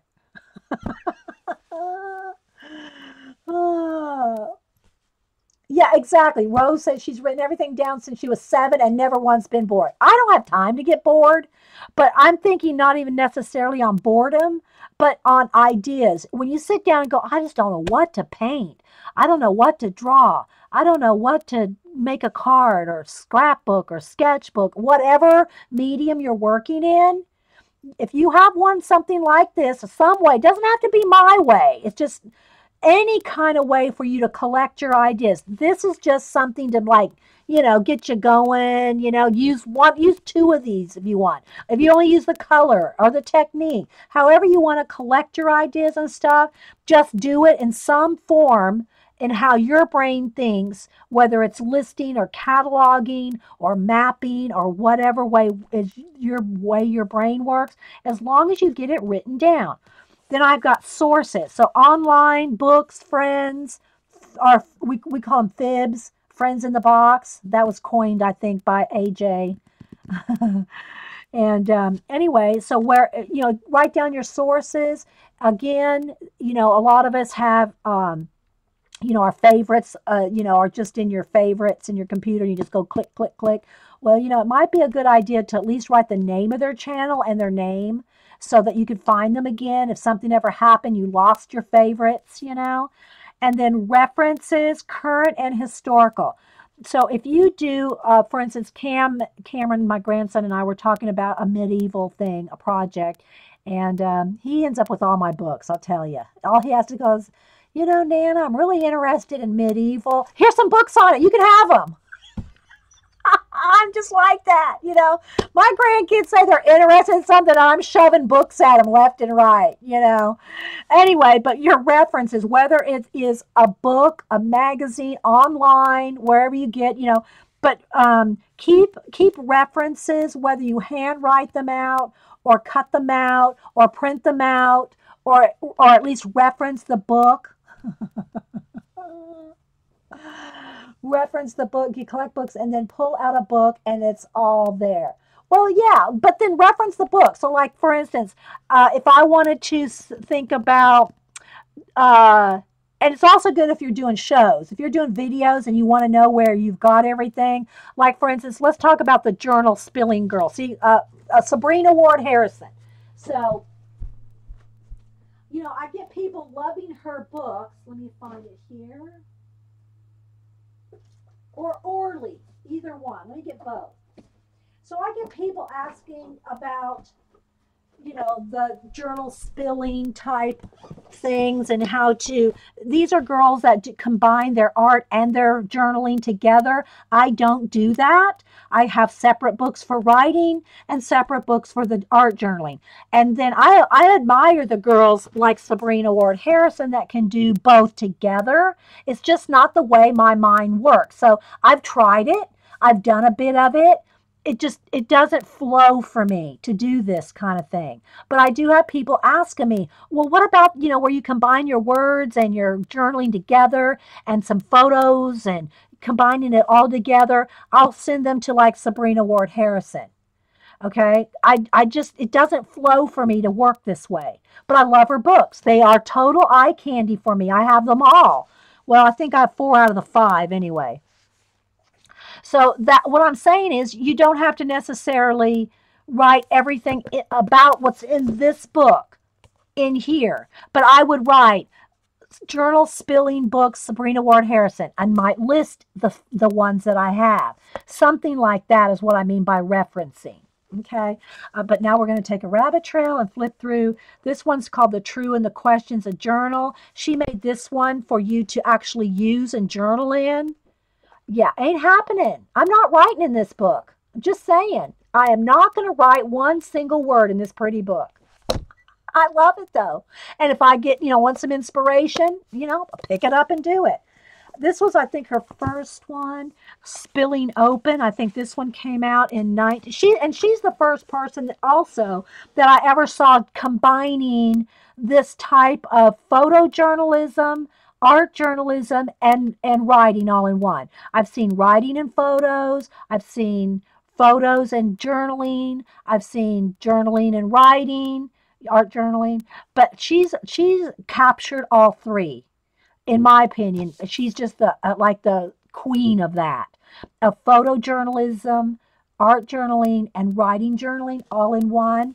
And I think this one came out in 1999, something like that. I think it's 99. Anyway, so you can see she does photos, writing, and journaling all in one.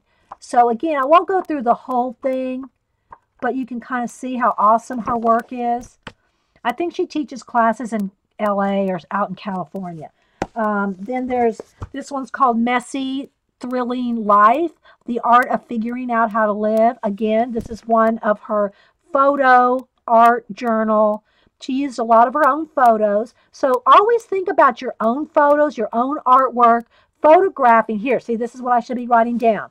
Think about using your own photos. I mean, it's ingrained in me to do so. But if you hadn't really thought about taking pictures of your own art, taking pictures of your background pages, and using that of course, Eileen knows about it because she does Digi all the time.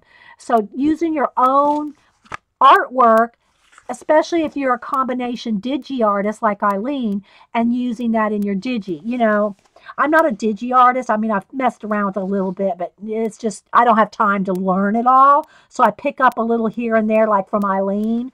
But anyway, so she just kind of uses drawing, writing, and photographs, like photographs of her jewelry, photographs of bits of her clothes, and it's all messy. So if you're one that doesn't like messy and can't let go and scribble and scrawl and throw paint, this is not for you. You will be so frustrated if you do not like that messy type of journaling. Sabrina Ward Harrison.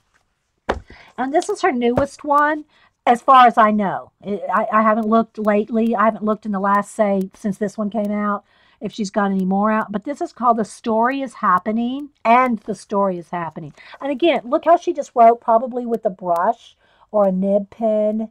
Real messy, Again, this kind of technique and that kind of style is very frustrating for people that like neat. If you like neat, you can try this kind of thing, but you might get frustrated. But don't let that stop you. You should try everything. But this one comes with a collage pack. So this has got all kinds of collage elements in it. Again, I will never glue this down in this book. It's just perfect like it is. And if you do buy any of these books that I'm showing you, go use Paula Journal Artista's A Store number, which is go to the A Store, Journal 038-20. So Paula, our journal artista, who has the A Store, gets a couple of cents off every book that you guys buy. It doesn't raise the price of your book. Paula doesn't know what you buy, but she will get a gift card based on her, how many recommendations and people buy using her number. So, okay, so again, it's a gorgeous book, all kinds of combination of photographs, journaling, and paint. It's all of it. And so, like, there's a photograph of her shoes. The background's got painting stuff. She's got writing all over it. So it's just the combination of photo, art, journal, you know, as opposed to, say, photojournalism, which was like Dan Eldon's book. But although I think he does have some painty stuff in there too. But anyway, so that's Sabrina Ward Harrison's books. The other person that's similar to her is Orly Aveniri, and I'm probably not pronouncing that right. And she has a couple different books. She has 3 books out, and these, how did I get these? Did I get them through Amazon too? I think I got them through Amazon as well. But Orly Aveniri, and she also teaches workshops out in California. I don't know. She has a blog. I don't know if she has teaching anything online, but she does have a blog. But this one is 14 artist journals, and it's 14 of her friends. And there's a couple of new things in here, so I got to be careful on Ustream. But there's different artists. These are like 14 of her friends that they did a combination of artist journals. Then this one was her first one artist journal, forward by Tisha Moore. And again, it's kind of a combination of the same type of thing. Writing, arting, and photographs. And again, if you like this kind of style of combining all those elements, then you will like her. Go look on her blog because you'll see more stuff on her blog.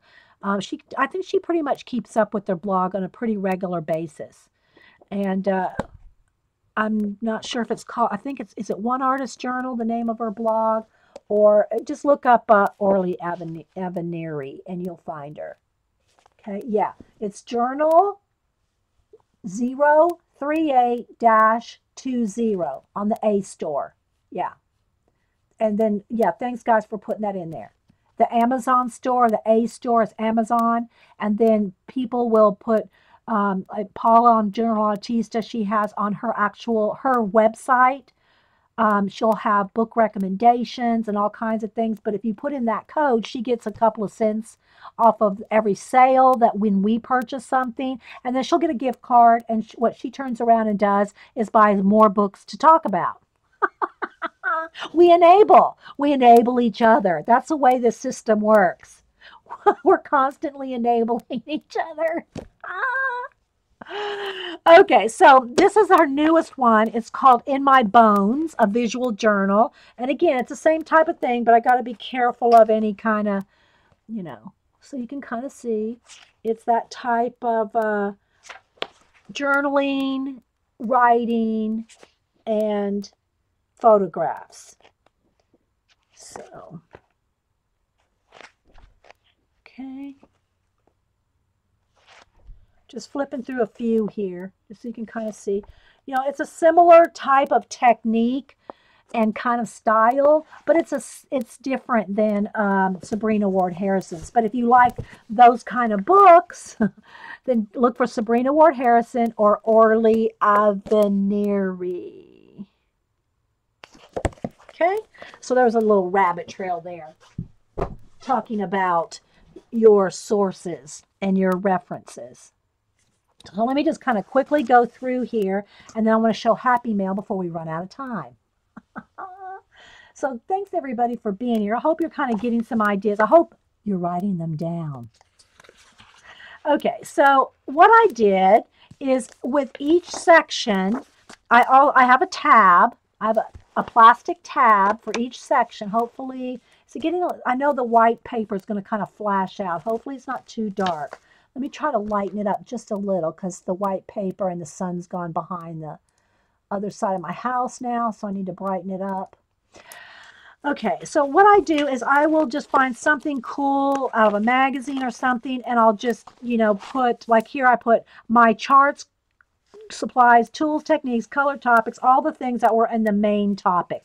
And I just copied one of like a color book page and started coloring it, doodling it. It can be your own doodles. This is just for your own book. If you find something you like and make a copy of it, something that makes you happy, again, this is just for my own personal use. Same thing for any little things that I find like this. Out of a color book, out of a magazine, online, just different little doodles, different little things that I come across. And I just print these out on scrap paper just to have some inspiration here at the beginning of my book. Okay, this was a leftover where I was printing something out and it didn't print. So I just used that to, make some doodles on. Okay, so here's where the sections go. Now I'll kind of show you some of it. I can't go through every single page because we will be here a lot. Okay, the plastic that I use, I put a number 1 and this is just kind of one of those plastic folders or something that I cut up, and so I made my own little tabs and just tabbed it. And number 1 is, see, I've got my table of contents back over here. Where we go? Where were we? Okay, so 1 is my art. So this is like my table of contents. And so all I have on each one is the number. Okay, you got your cards. Oh, you're welcome. You got I sent Uli a McLinda card and one of my art cards. Thank you. Just like the ring you've been wearing. Oh, good. Well, I'm glad you liked it, Uli. I'm glad you got it and liked it. So the next guy I have here, Salvador Dali. I love Salvador Dali. And Dana gifted me a book on his life as well. I also have one from the museum. I bought a book where I think it was through Dover, where they were describing him. I mean, I've got quite a few books on him. I love just his, I don't know, I just like him. I like Salvador Dali's art. I love all the, the kind of dream thing and anyway. Oh, good. So again, this is one of those bookmarks that I got at the museum. I might have got this one at the Salvador Dali Museum. I might have got this one down there. Anyway, so it's him as a bookmark, stickers with all his quotes, and just some little, like there's the melting clock and, different things, and then little quotes. Those who do not want to imitate anything produce nothing.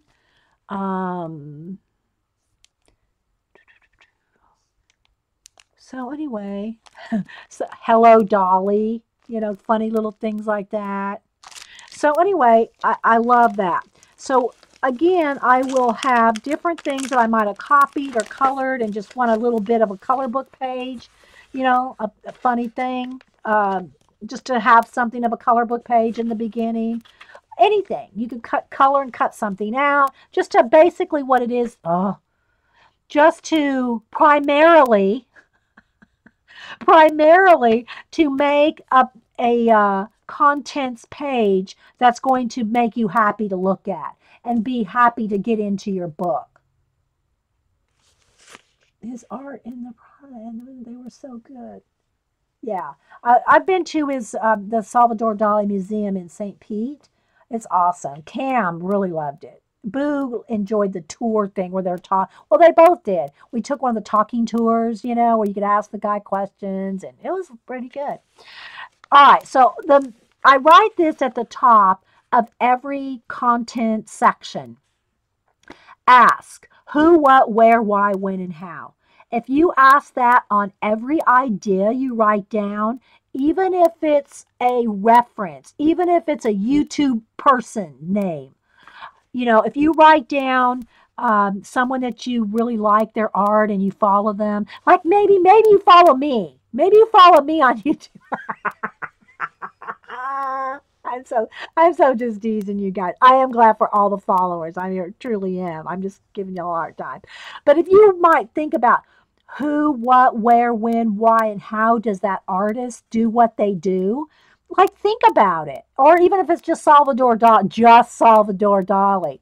You know, if you ask those kind of questions, then it will help you with your art. I'm trying to keep this brief, and I'm going to run out of time. Anyway, so if you ask that on all of these, you know, I think I have 10 topics here. If you keep a list, and I write it down so I don't forget.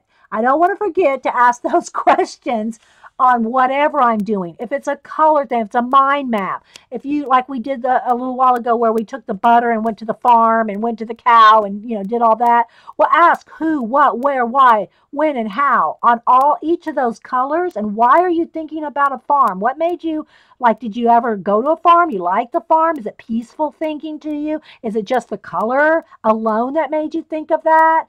That sort of thing will really, you'll never get bored.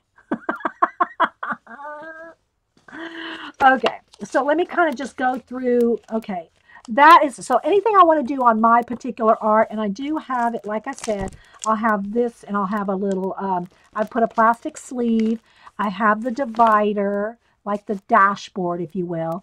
So if you write down an idea, like here's just my notes from off of my file folder fodder project that I have until I show it. I don't want to forget to tell y'all what the theme is, but this can be your dashboard for your post-it notes, okay? If y'all know planners, you know what a dashboard is, okay?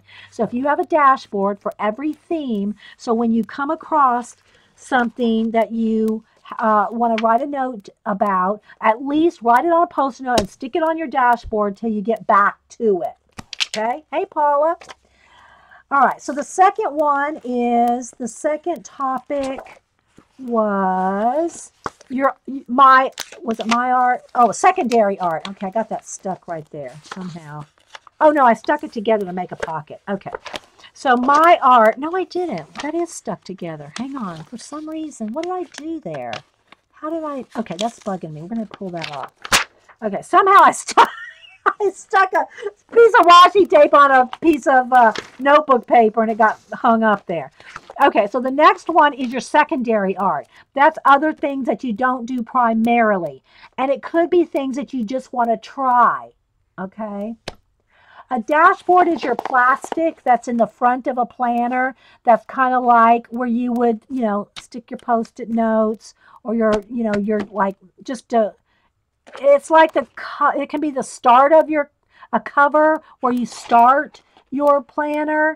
And the ones that, again, I don't do planners. Go look at Miss Vicky B. I'm telling y'all, go look at Miss Vicky B. And but it's like and it can have color on it. It can be painted. There's all different ones you can buy. But I'm just calling this a dashboard for each section. Okay, so if I have an idea, a note or something, I could, you know, I just want to put it on the dashboard. Okay, so here, this is my secondary art. Again, I have ask, who, what, where, when, why, and how. And this one I have Sherlock Holmes on with sticker quotes. I love Sherlock Holmes. I've always loved Sherlock Holmes. He's like my all-time favorite detective. Don't get me started on Miss Mary Russell. If y'all do not have not read Sherlock Holmes, I can't think of the names of, there's like 10 of them now. How many books out she's written, and it's like Sherlock Holmes's wife. Oh my gosh, I follow her on Twitter as well. I won't get into the books right now, but if you have a question about any of this, just leave me a question, leave me a comment. So again, I won't go through everything I have because some stuff is personal, some of my personal notes. Then we have here we go. So the next section here, I have a divider, just because it's pretty. Number 3, okay, this is my list, my mind maps, and my charts. Here I have Poe, Edgar Allan Poe, and quotes. And I just love these things. This just makes me happy to have them in my, you know. Again, I have some doodles. I have some ideas. Let's see what I can show you. Oh, and then in this one, I also put, let me flip to it. In this one, I also have these, and you can see where I've done mind mapping in here. These are, it's a notebook or a Let's see if I have any left in the book. I got this at Blick. I think I got it at Blick in Savannah, maybe. But it is, I was going to say basically again. Uh, but it's called The Big Idea Notebook, 100 brainstorming, mind mapping, awesome idea generating sheets. And there's like 3 or 4 of each one. So, but I took one of each. I put it on a piece of notebook paper like that. So I have it glued in at the top. It's just like glue sticked in. But I also have plenty more sheets like that. So I did that with there's some of my personal notes. I got personal notes on all these, so I'll show you this one. But it's got all kinds of genius, not so genius ideas. Preliminary stage. This page is not to be judged. So it's just kind of like a notebook. Weird ideas are welcome and encouraged. Idea, prepare to be brainstormed. So they're just like wall-worthy idea. Display proudly. Eureka. The portal to discovery. Top secret. This is a reminder. Just go for it. Then keep going. So there's a mind map start. And then they repeat. So I didn't show you every single one. But anyway, it's just like a pad. And it's put out by Chronicle. It's $14.95. There's 100 sheets in there. Again, use Paula's A Store if you buy it on Amazon. But the ISBN, let's see if I can read it here. 978-14521-14149. $14.95 in US. Okay, and it's just a pad. It's just a it's just a pad for you to write down ideas. But because I'm doing a lot of that in here, I put some of those sheets in here. Okay, so that was number 3. All right, number 4. Hey Sandy Chick. So there's just a pretty little divider. This is number 4, which is supplies and tools. And here I have Annie Oakley. She was Annie Oakley, Wild Bill, and Annie Oakley had there was a High Museum of Atlanta show talking about them, and it showed some of the old film and everything. Let me move that down. It showed some of the old film of them, actual like old movie reel film and stuff like that. So there's Annie Oakley, again, quotes and things. I got that one on sale for $1.99 at the museum. So supplies, tools, again, ask who, what, where, why, when, and how. Now I won't go through everything because, again, I've tried to kind of incorporate that in some of the, where I was talking about the contents. But here's also where I will keep. You can keep your swatches in. Right here, and I don't have my color swatches in here. I have my color swatches in another book. But I want to show you that this is a good place to keep color swatches. And in this case, these are all my pencils. So I wrote down what they were, who made them, the size, the number if there was one. If they were water soluble, these were water soluble graphites. These were just like a carbon, Prismacolor black, Faber-Castell Pitt, the woodless. I wrote down 290. The number was on there as a 9B, pure graphite. Here's the generals. There's a Kimberly 9XXB. So it's every pencil that I have in graphite pencils, not color pencils, watercolor pencils, ink tints, none of that. That's all separate. These are just my graphite pencils. So I just wrote down, like, here's the Derwent Aquatone, all the different pencils that I have. Graphite pencils. And I keep those particular pencils in this is my little travel case here. All these are my pencils on this side, and these are my pens. Now, these are not all of them. These are like one of every pencil. I might have 3 or 4 in a drawer, but these are the ones that I keep in the pencil side here and the pen side here. Black and white. I think I have one red in there or something. But these are my black pens and my graphite pencils.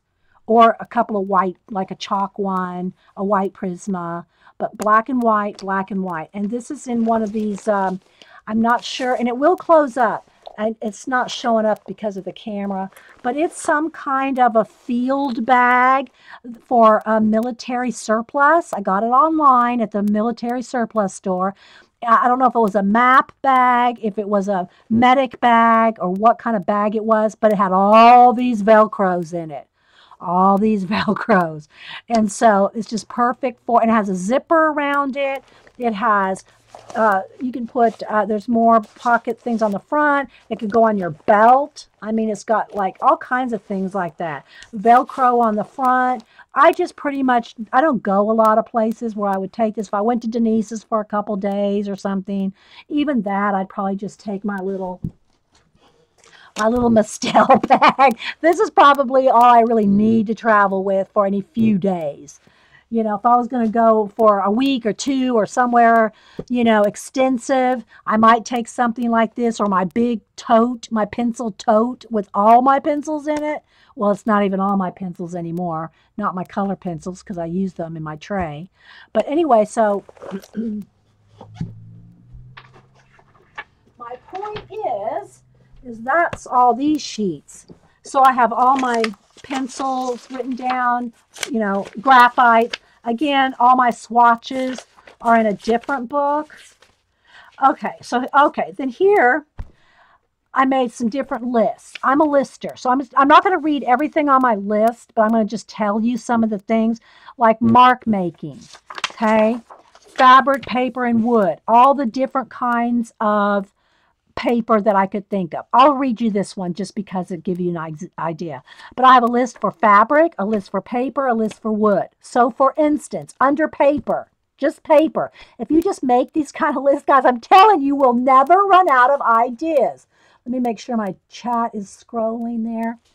All right, so under paper, I have vellum, wax paper, parchment, cardboard, tissue paper, napkins, you know, our decorative napkins.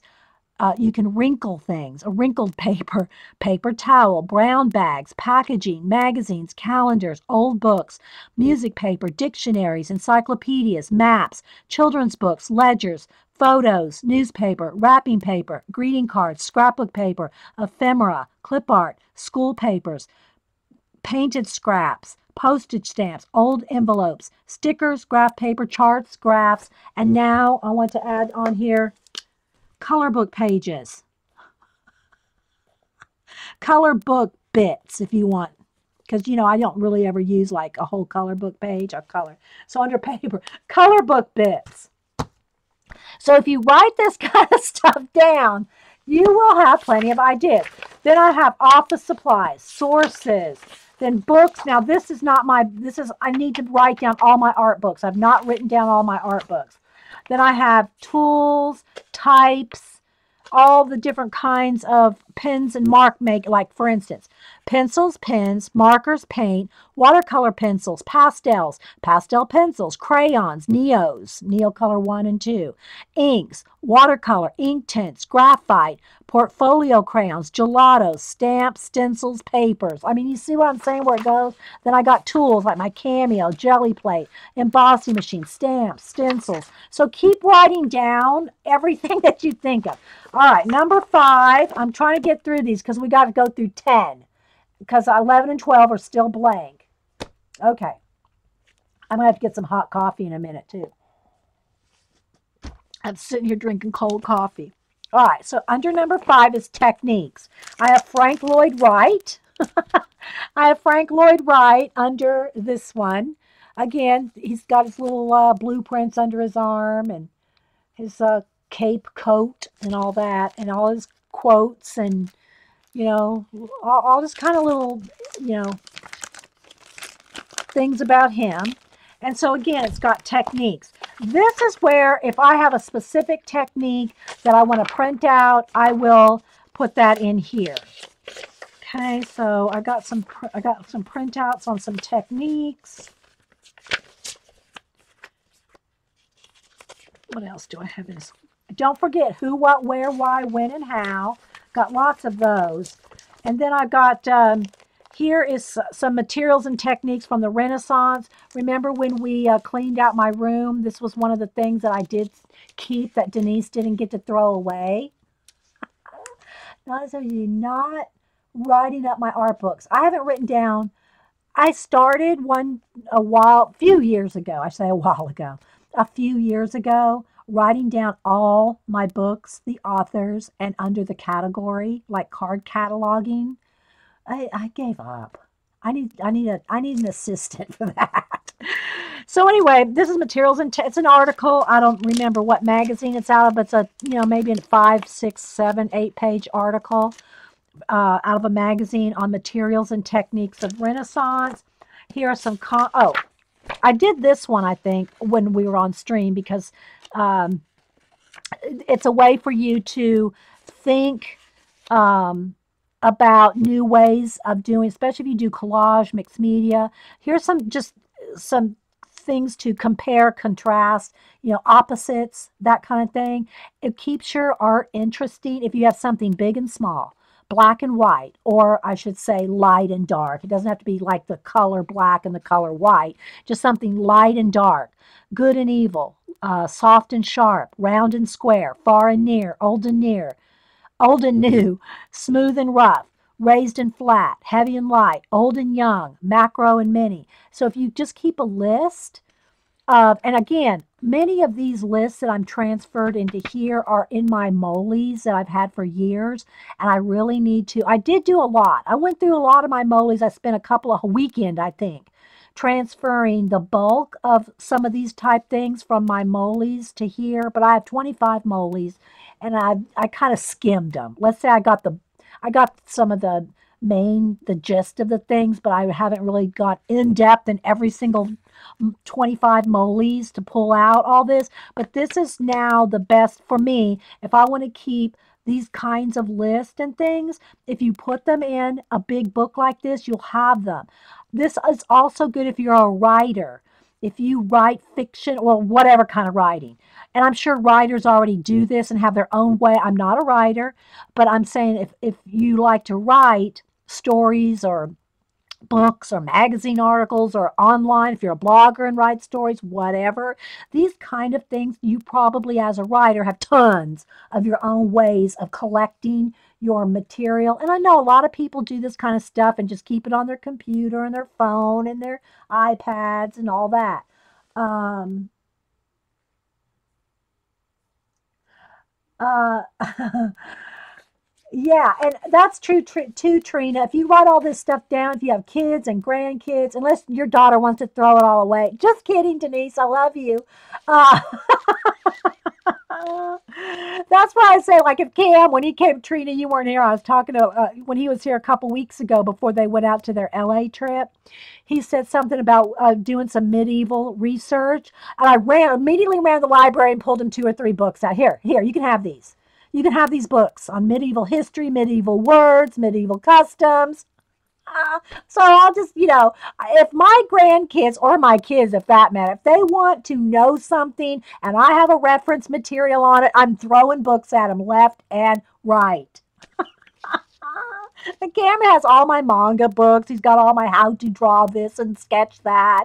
He's got a history of fashion. He's got all kinds of books that they've used in art club and art school. Now he's into journalism. I've given him all kinds of writing books because I'm not a writer, but I still like to read about writing because of the ideas generated. So I've given them all. I mean, I'll throw a book at anybody that's interested in really learning something. And so anyway, yeah.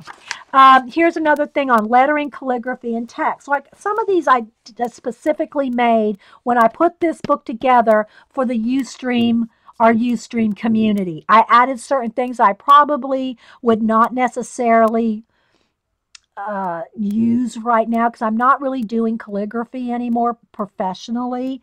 I still do a couple, but people still ask. So anyway, under lettering, calligraphy, and text, where you can gather ideas, fonts, clip art, old signs, illuminated manuscripts off of the internet, fashion, clothing tags, graffiti, advertising, photography, design books, graphics, signs. Did I say signs twice? Antique books, color themes and names, food labels, pattern books, like Dover patterns or fabric pattern books, fabric itself. Okay, I didn't write fabric patterns. Let me write that down.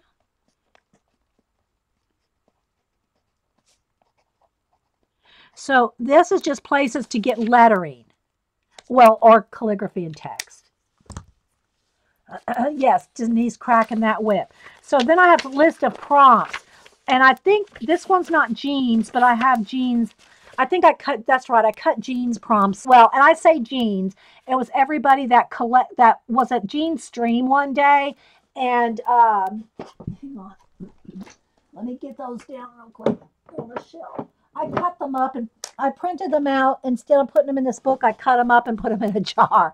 So this is when we do a prompt show, just to think up something like to draw, or, when I did that art scroll prompt day, this is what I pulled from. We also have different ways like this. Like here's Kyla Give Hands. These are three of her decks that I bought. I think I bought a collage deck, a mixed media deck, and just a plain prompt deck. So you can have prompts like this. Also things like this is a chat pack. I've had this for a few years. And what it is questions and things these kind of things are good for like conversation starters, but not just for conversation, but it can be also great for art starters. Like, let me read it before I say them out loud, because I'm not sure. Okay. What event or activity in the next few months are you looking forward to more than anything else? So these are like to get chat going, to start conversations. But there's hundreds of them in here. But they're good for thinking for prompts for your artwork. So, I keep these handy. And again, I haven't used them lately because I'm busy with my commission work. I haven't had time. If you could get one thing back that was either lost or destroyed, what would it be? Well, instead of if you're a writer, write about it. If you're an art journaler, write and draw about it. If you're just an artist, or I say just, if you're just a visual, you're not doing combining the two, then draw it, paint it, do a visual story about it. So these are the kind of things I'm telling you guys. If you are bored or don't have an idea, I don't feel sorry for you. Well, I actually do feel sorry for you. Okay. So the next one, and I've got to get this crack-a-lack, and I've got about 30 minutes before this segment. I can still stay if y'all want me to keep working on something, but I wanted this segment just to be about, collecting your ideas, and I forget how I'm going to word it. I wrote it down. How I want to word the. So then I've got things on prompts again. Don't forget to ask who, what, where, why. Favorite techniques. Okay, this is what I was talking about when you find somebody on the internet, like we talked about Z, for instance. Well, when you find a favorite technique, say that Z did, why do you like it? Analyze that. Don't just go, oh, I love it. It looks cool. Think about why you like it. What is it that she did that you liked? Is it the colors? Is it the texture? Maybe you just like listening to Sandra talk. It could be a multiple things. Yeah, prompt jar. I don't know if Carrie or somebody has it handy. Don't go digging it up if it's not handy for you. But Bren's, the list is on Bren's blog. The prompt list from Jean's show. It's a couple years ago. So at least, what is it? At least 2 years ago? I don't even know if Jean's still here. Jean might be napping. You found a designer for fabric. That's amazing. Well, see, that's the kind of thing. It's Wagner Campello. And so, anyway, that's the kind of thing that I did a kimono book. I did it in a comp book, and I love the kimono design. So I did a whole comp book on just looking at kimonos close up on the internet and trying to duplicate, not really duplicate exactly so much, but like get the gist of the patterns and the colors and color swatching it and ideas from the kimono designs. You could make a whole book of that, or if you just want to do a few, you could throw it in here. Okay, so what I know from that technique, okay, what I know about the technique, what I want to learn about that technique. These are questions I'm telling you to, analyze. Classes you might want to take to learn that technique, or what would I like to teach if I could teach a technique? So ask those kind of questions. Okay. What to use with each. Okay, so again, make a list of your supplies, and with those supplies, what could you combine with it? In other words, could you use stenciling and embossing? Could you use collage and mix media? Think of things that you can combine things. Patterns and designs. Where can you get patterns and designs from, and what could you use them for? Whether it's from fabric or, same thing. Here's my cameo. I haven't done it. I want to list or keep track of all my cameo um, die cuts. Now, the main reason I haven't put it in here is because it is actually, all my cameo cut file lists are in the software. In other words, I don't have to write down all 300 or however many cut files I have, but I would like to write down the cut files I have to think about how other ways to use them. Like, in other words, fall leaves. Instead of just using it as fall leaves, how else could I use them? That kind of thing. I want to more analyze what I can do with my cameo cutouts. Same thing for jelly plate. Oh, there's my class with Jean. So I kept track here, Jean. Is Jean even here? There's all my notes. I call it my class with Jean. I watched her video. I watched her Ustream show, and she did a step by step of all her, not all her techniques, but the techniques she was using that day. Okay, so here's all my notes for that. Same thing to do with embossing folders. Okay, so that's just some samples there. Let me flip over to the next section, which is color. I got to get crack-a-lackin', and I need coffee. My throat is really hurting. Uh, yeah. Yeah, Jean, I was just showing that one of the, where you, let me see if I can find it here, where you did your explanation of some of your jelly plate. So here's all my notes for that. Okay, so then on to, this is a camera. I just love these dividers, these Project Life dividers. Again, they're 12 inches. I just had to cut off some so they don't hang off. But the hole punch, the rings, the holes are the same in the 12 by 12 big scrapbook binders as they are for a 3-ring binder. Okay, one thing I love about these shows. Oh, okay, we're talking about some person that I missed. And you're saying that y'all like that he shows his process, how he comes up with his designs. Oh, you're talking about that fabric designer. If you Google him, you'll see his images. Dee follows instructions a little better than Paula. But, yeah, well, I don't want to go get coffee. I've only got 15, 20 minutes at the most left in this recording, and I want to show the Happy Mail. So I'm going to keep soldiering on, at least till I get through that.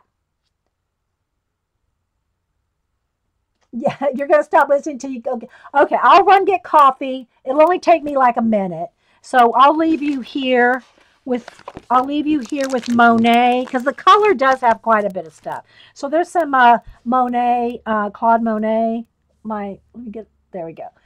And I'll be, yeah, I do need to take a quick break, really, seriously. Okay, I'll be right back. So hang on. If you're watching the recording, just fast forward.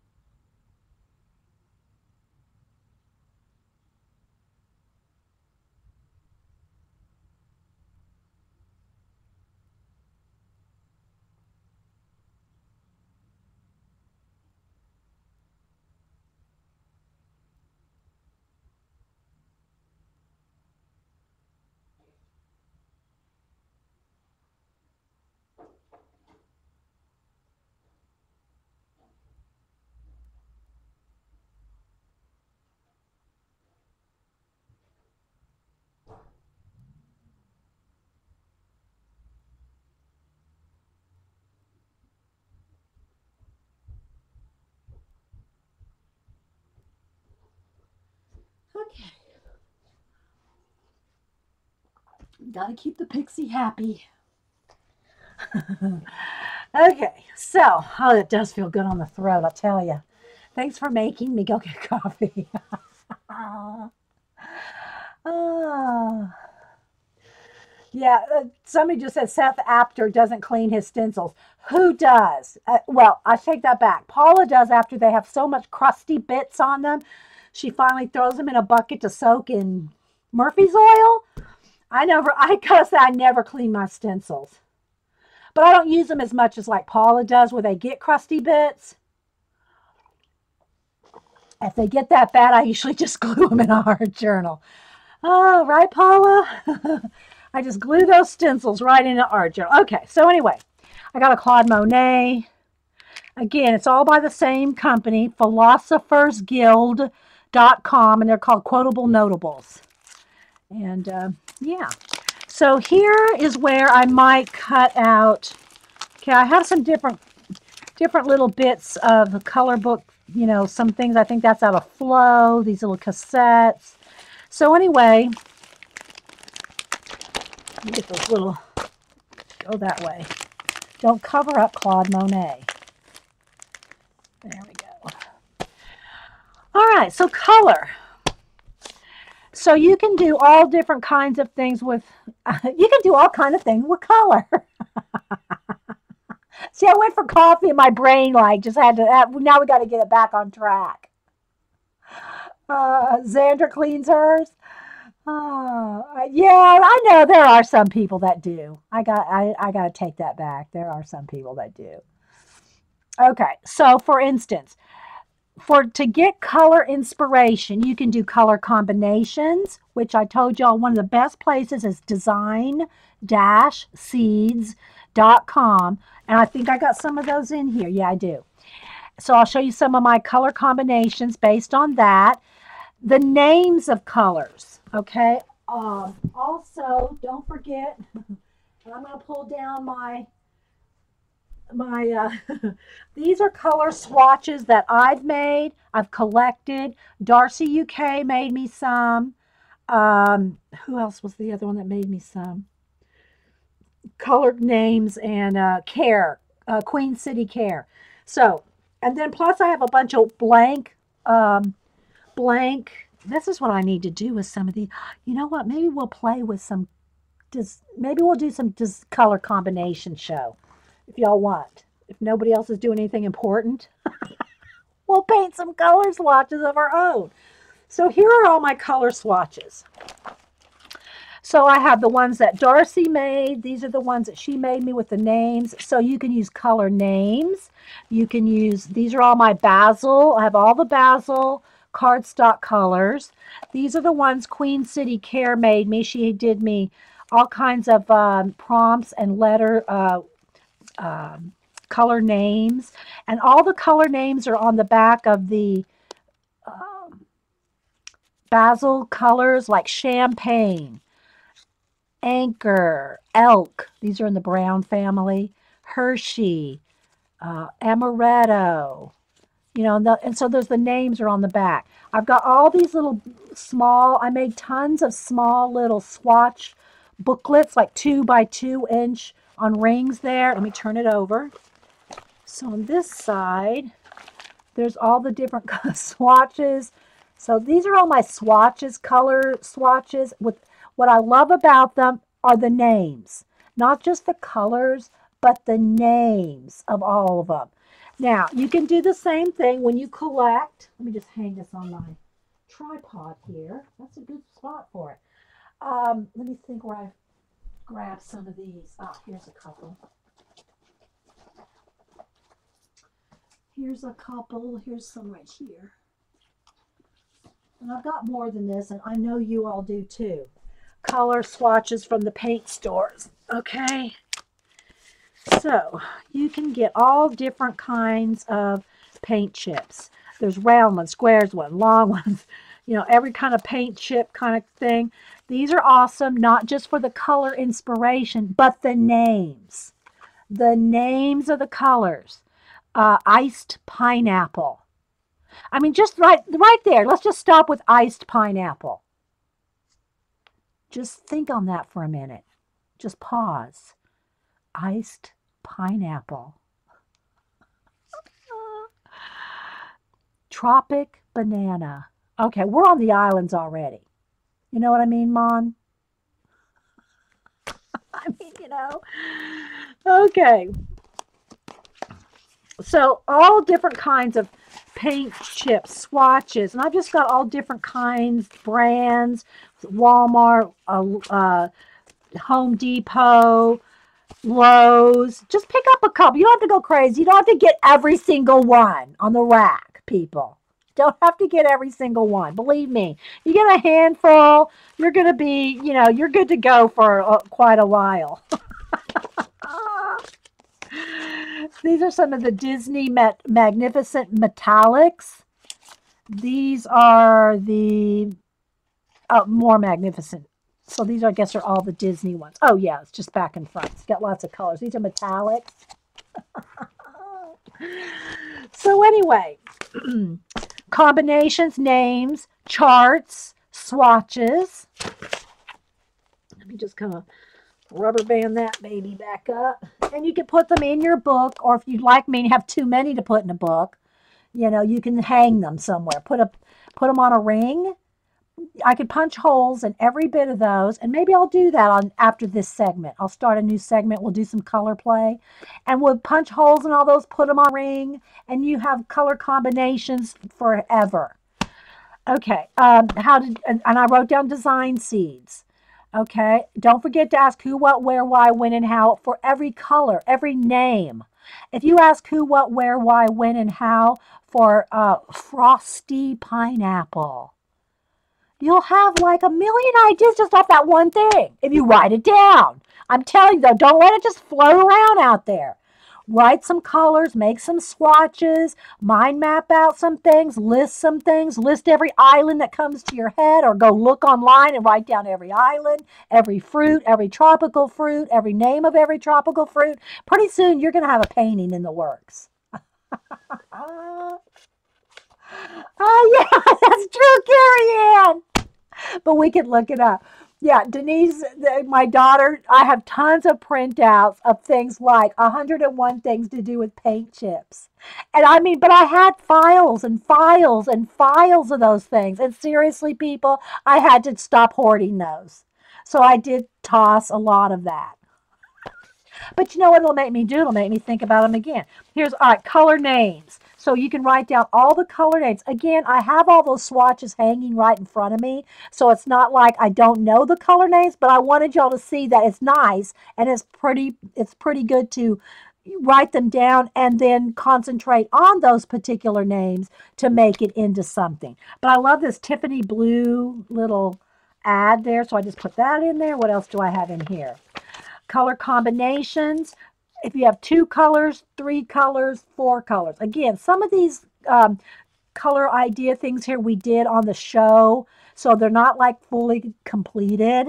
I did these just to get y'all started when we did this notebook. I keep doing this, like, get it, understand, grasp it.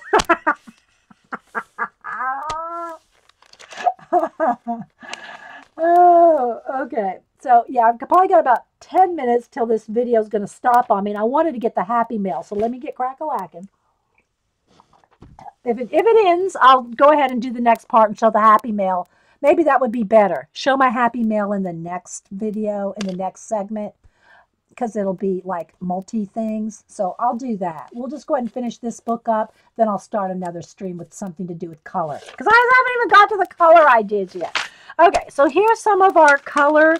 Again, here's some of our notes that we did during a show and showing how to think about some ideas and some color. There's one of my little shoes got bent there. These are just glue sticked on there. This is just on notebook paper.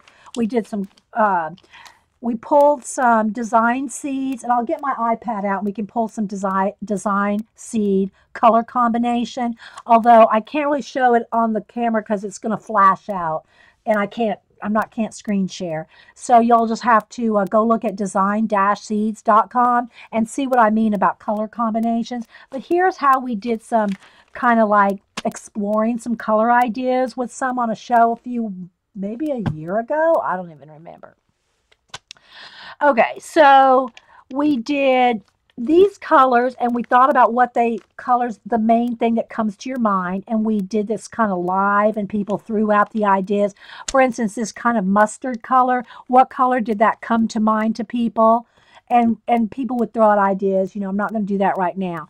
The same thing for the blue. This looks like a tropical beach color.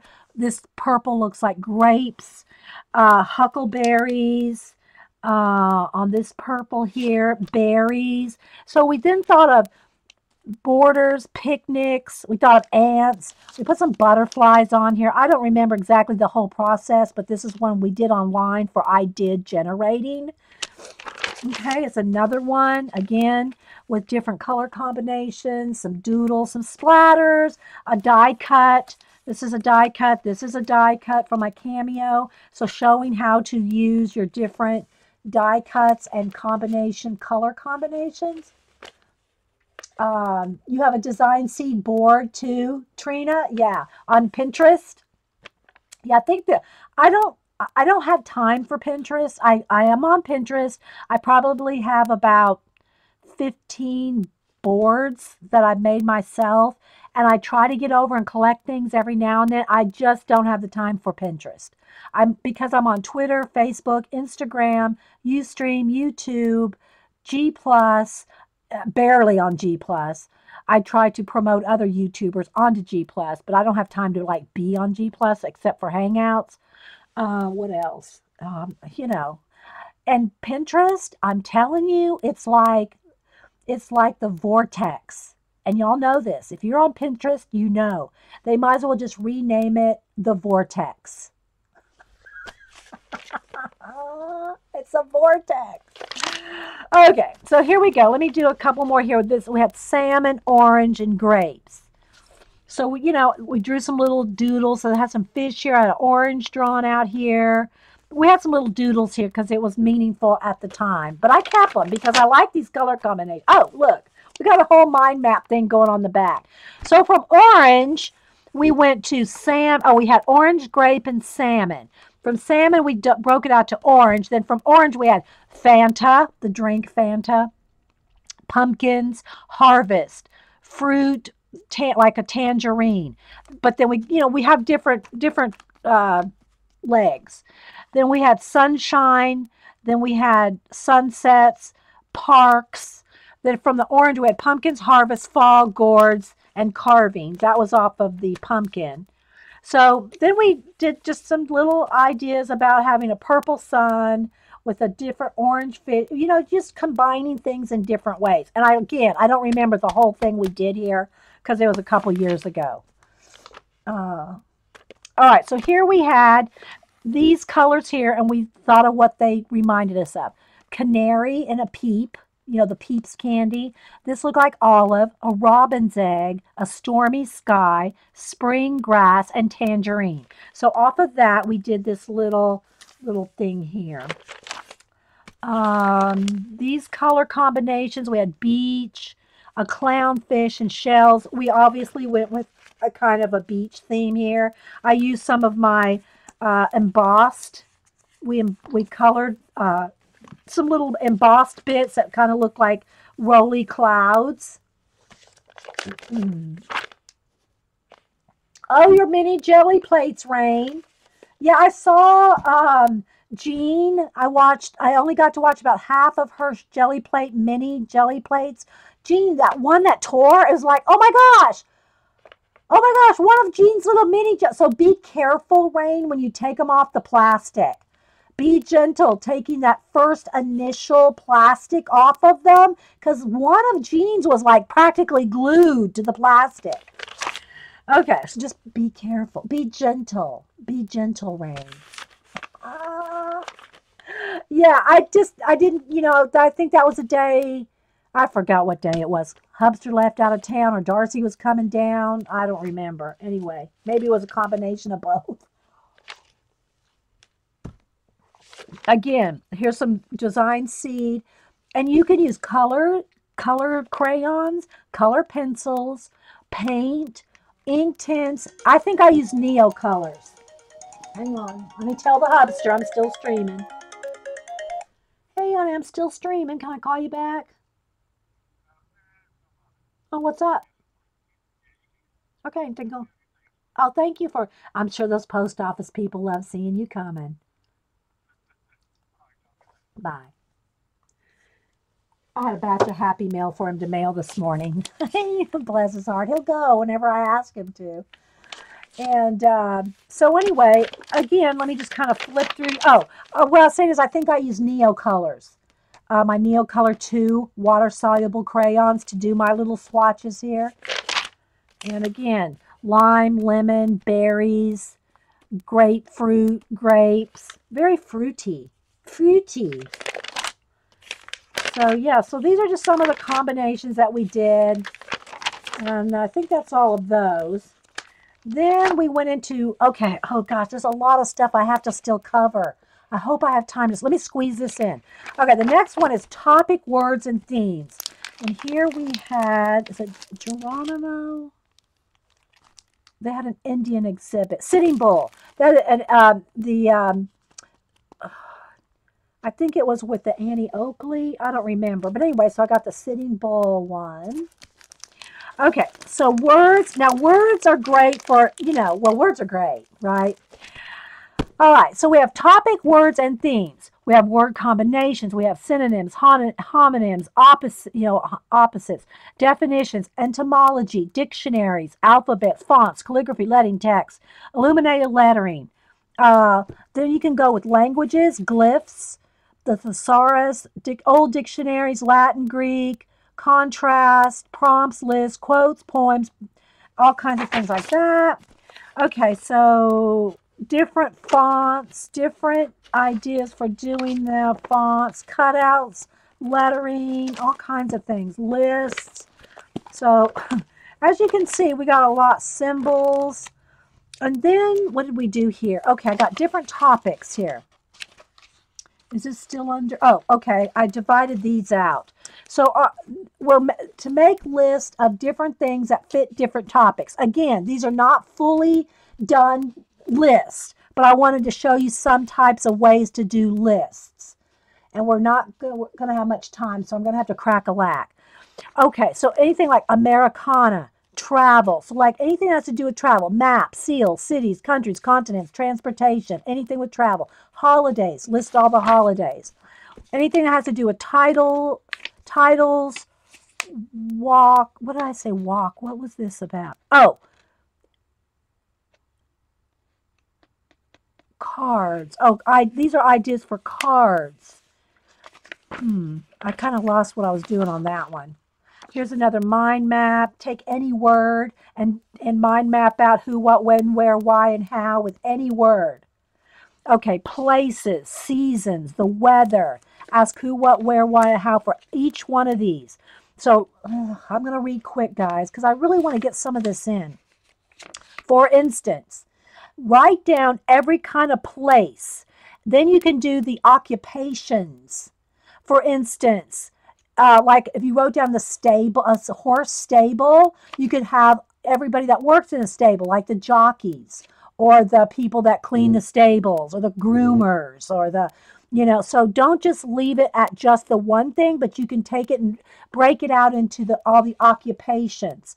So don't forget to, this is not an extensive list. I'm just going to give you some things. Cities, countries, continents, all the oceans, the seas, the rivers, the lakes, the mountains, the valleys, forests, jungles, all the cliffs, hills, sky, space, planets, stars, beaches, rivers, the desert, all the businesses you could think of, any kind of home, where do people live, any kind of street name. And you can always keep these ideas like if you carry around, if you just went down and started drawing, did a sketch crawl in your city, look and go write down every name of every street you pass. I'm telling you guys, you will never. Oh, I thought my swatch thing was going to fall. Anything underwater, the sea, the ocean, plants, parks, churches, houses, past, present, future. Any of these things that's been in the past, present, or you could imagine in the future. How would they look? Swamps, flatlands, caves, ruins, paths, roads, streams, towns. Name all the food places, restaurants, um, every ship, you know, all the seasons, any kind of weather. And if you'll do stuff like combining things, like I tell y'all to take a person, place, and thing, even if you did it randomly, if you took a place, let's just say you took a jungle, put some clouds in the winter with with a reptile. I mean, just combine odd things, and you will have multiple ideas. I know this is a lot to throw in at one time. You might have to pause and write some of this down. Write down all the plants, all the reptiles, all the animals. So I just made these lists here to kind of show you. Every occupation you can think of, every event, like a wedding is an event, a graduation, having a baby, any kind of recreation, any kind of religious service, every kind of food, every kind of drink. Write it all down. List all this stuff. I got 2 columns here just of occupations, and this was like not even trying. Every insect, bird, fish, geology, every kind of fossil, rock. I mean, it sounds like it's kind of like turning into an encyclopedia, but if you just even write down the ones that come to your mind without even really trying, you'll never, what the point of this is so that you never run out of ideas.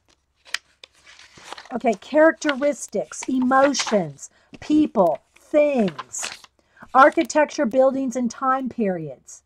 Write down anything, the time period that has to do with any of these things. What occupation would, somebody in another time period be called then as to what they're called now?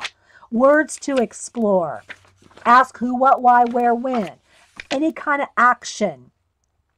What to do with all your other lists. You put these actions to all the other lists. So, no, I'm trying to rush now, guys, to take a sip of coffee. Thanks, Eileen. So, for instance, if you take, and some of these I've got off of lists from other people, they've combined, or we've talked about them, or, for instance, the word explore, or some of the obvious ones, dream, examine, some of these that you see all the time. But if you mind map every one of these, just think about mind mapping 2 of these, 3 of these. Okay, so these are actions. Looking, noticing, and they're probably not in the correct tense. I'm not saying, I'm not tensing them like looking. I might just say look. So just think of them in tenses as well. Looked, looking, looks. Think of them in different tenses, and you'll even see even broader application. Look, notice, seek, explore, consider, observe, note, collect, compare, contrast, intuition, perception, discern, examine, contemplate, question, investigate, dream, explain. I think I said search already. Inquire, research, study, wonder, learn, classify, ponder, invent, imagine, create, innovate, vision, listen, serendipity, curiosity, awareness, notice, and then some actions like other things like optimistic, energetic, passionate, consistent, inspired, perceptive, creativity, imagination, curious, persistent. Oh, I just said passionate. Artistic, originality, expressive, challenging, opportunities, loyalty, consistency. Anyway, you get the idea. Inventions. 3 lists of inventions. I mean, you just can't. How can you ever run out of things to think about, explore, learn, invent? So inventions and discoveries. Connect the invention with discoveries. Concepts, and I think that's all under the words for right now. Although I do have all kinds of font ideas and other things. The last thing I think is, oh gosh, we're only on number 8. Hang on. Number 8, what is number 8? Number 8, I have a Picasso. Let me take him out because you can't see him with the glare. Picasso is under number 8.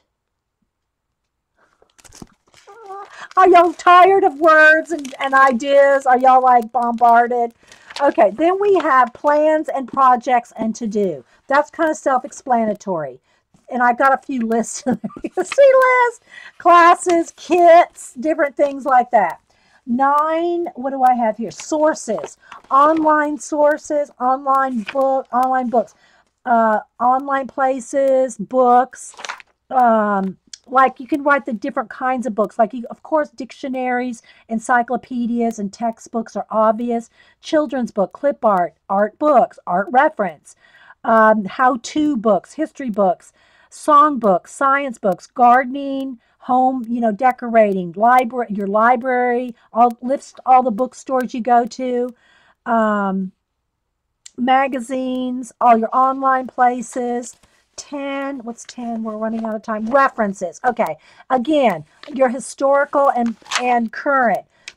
Different under historical list here I have eras, time periods. You can list the clothing, the occupations, the hobbies, their religion and their beliefs, their music, what kind of sports, politics, homes, art, tools, food, customs, science, books, what kind of writing tools and books, costumes, fashion, what they wore, the countries, compare what was going on in the different countries in that time period. So like what was going on, say, here in the US versus the UK, or Rome versus, locations, events, famous people of their time. Okay, I think that's it. Okay, then I've got other like just notes and things that are just like in different binders and page protectors in the back. So anyway, guys, that is an iDen notebook. It's not complete. It's not everything. It's you saw the other notebooks I use as well, but it's a way to keep some generated. Speed it up. Yeah, I know, right? Um, well, and anybody can do this, Mick Carroll. It doesn't have to be exactly my topics, but I try to cover general topics so that you would have a place to put those ideas. And it works whether you're a writer, an artist, whatever kind of creative thing you do. And I'm sure writers have their own complete whole versions of these kinds of things. Um, yeah, Carol. No, you're not getting a copy of all this. Okay, Carrie. We'll see you later. Thanks. Thanks for modding, Pixie. Okay, so that's it. This recording is stopping, so I'll be right back.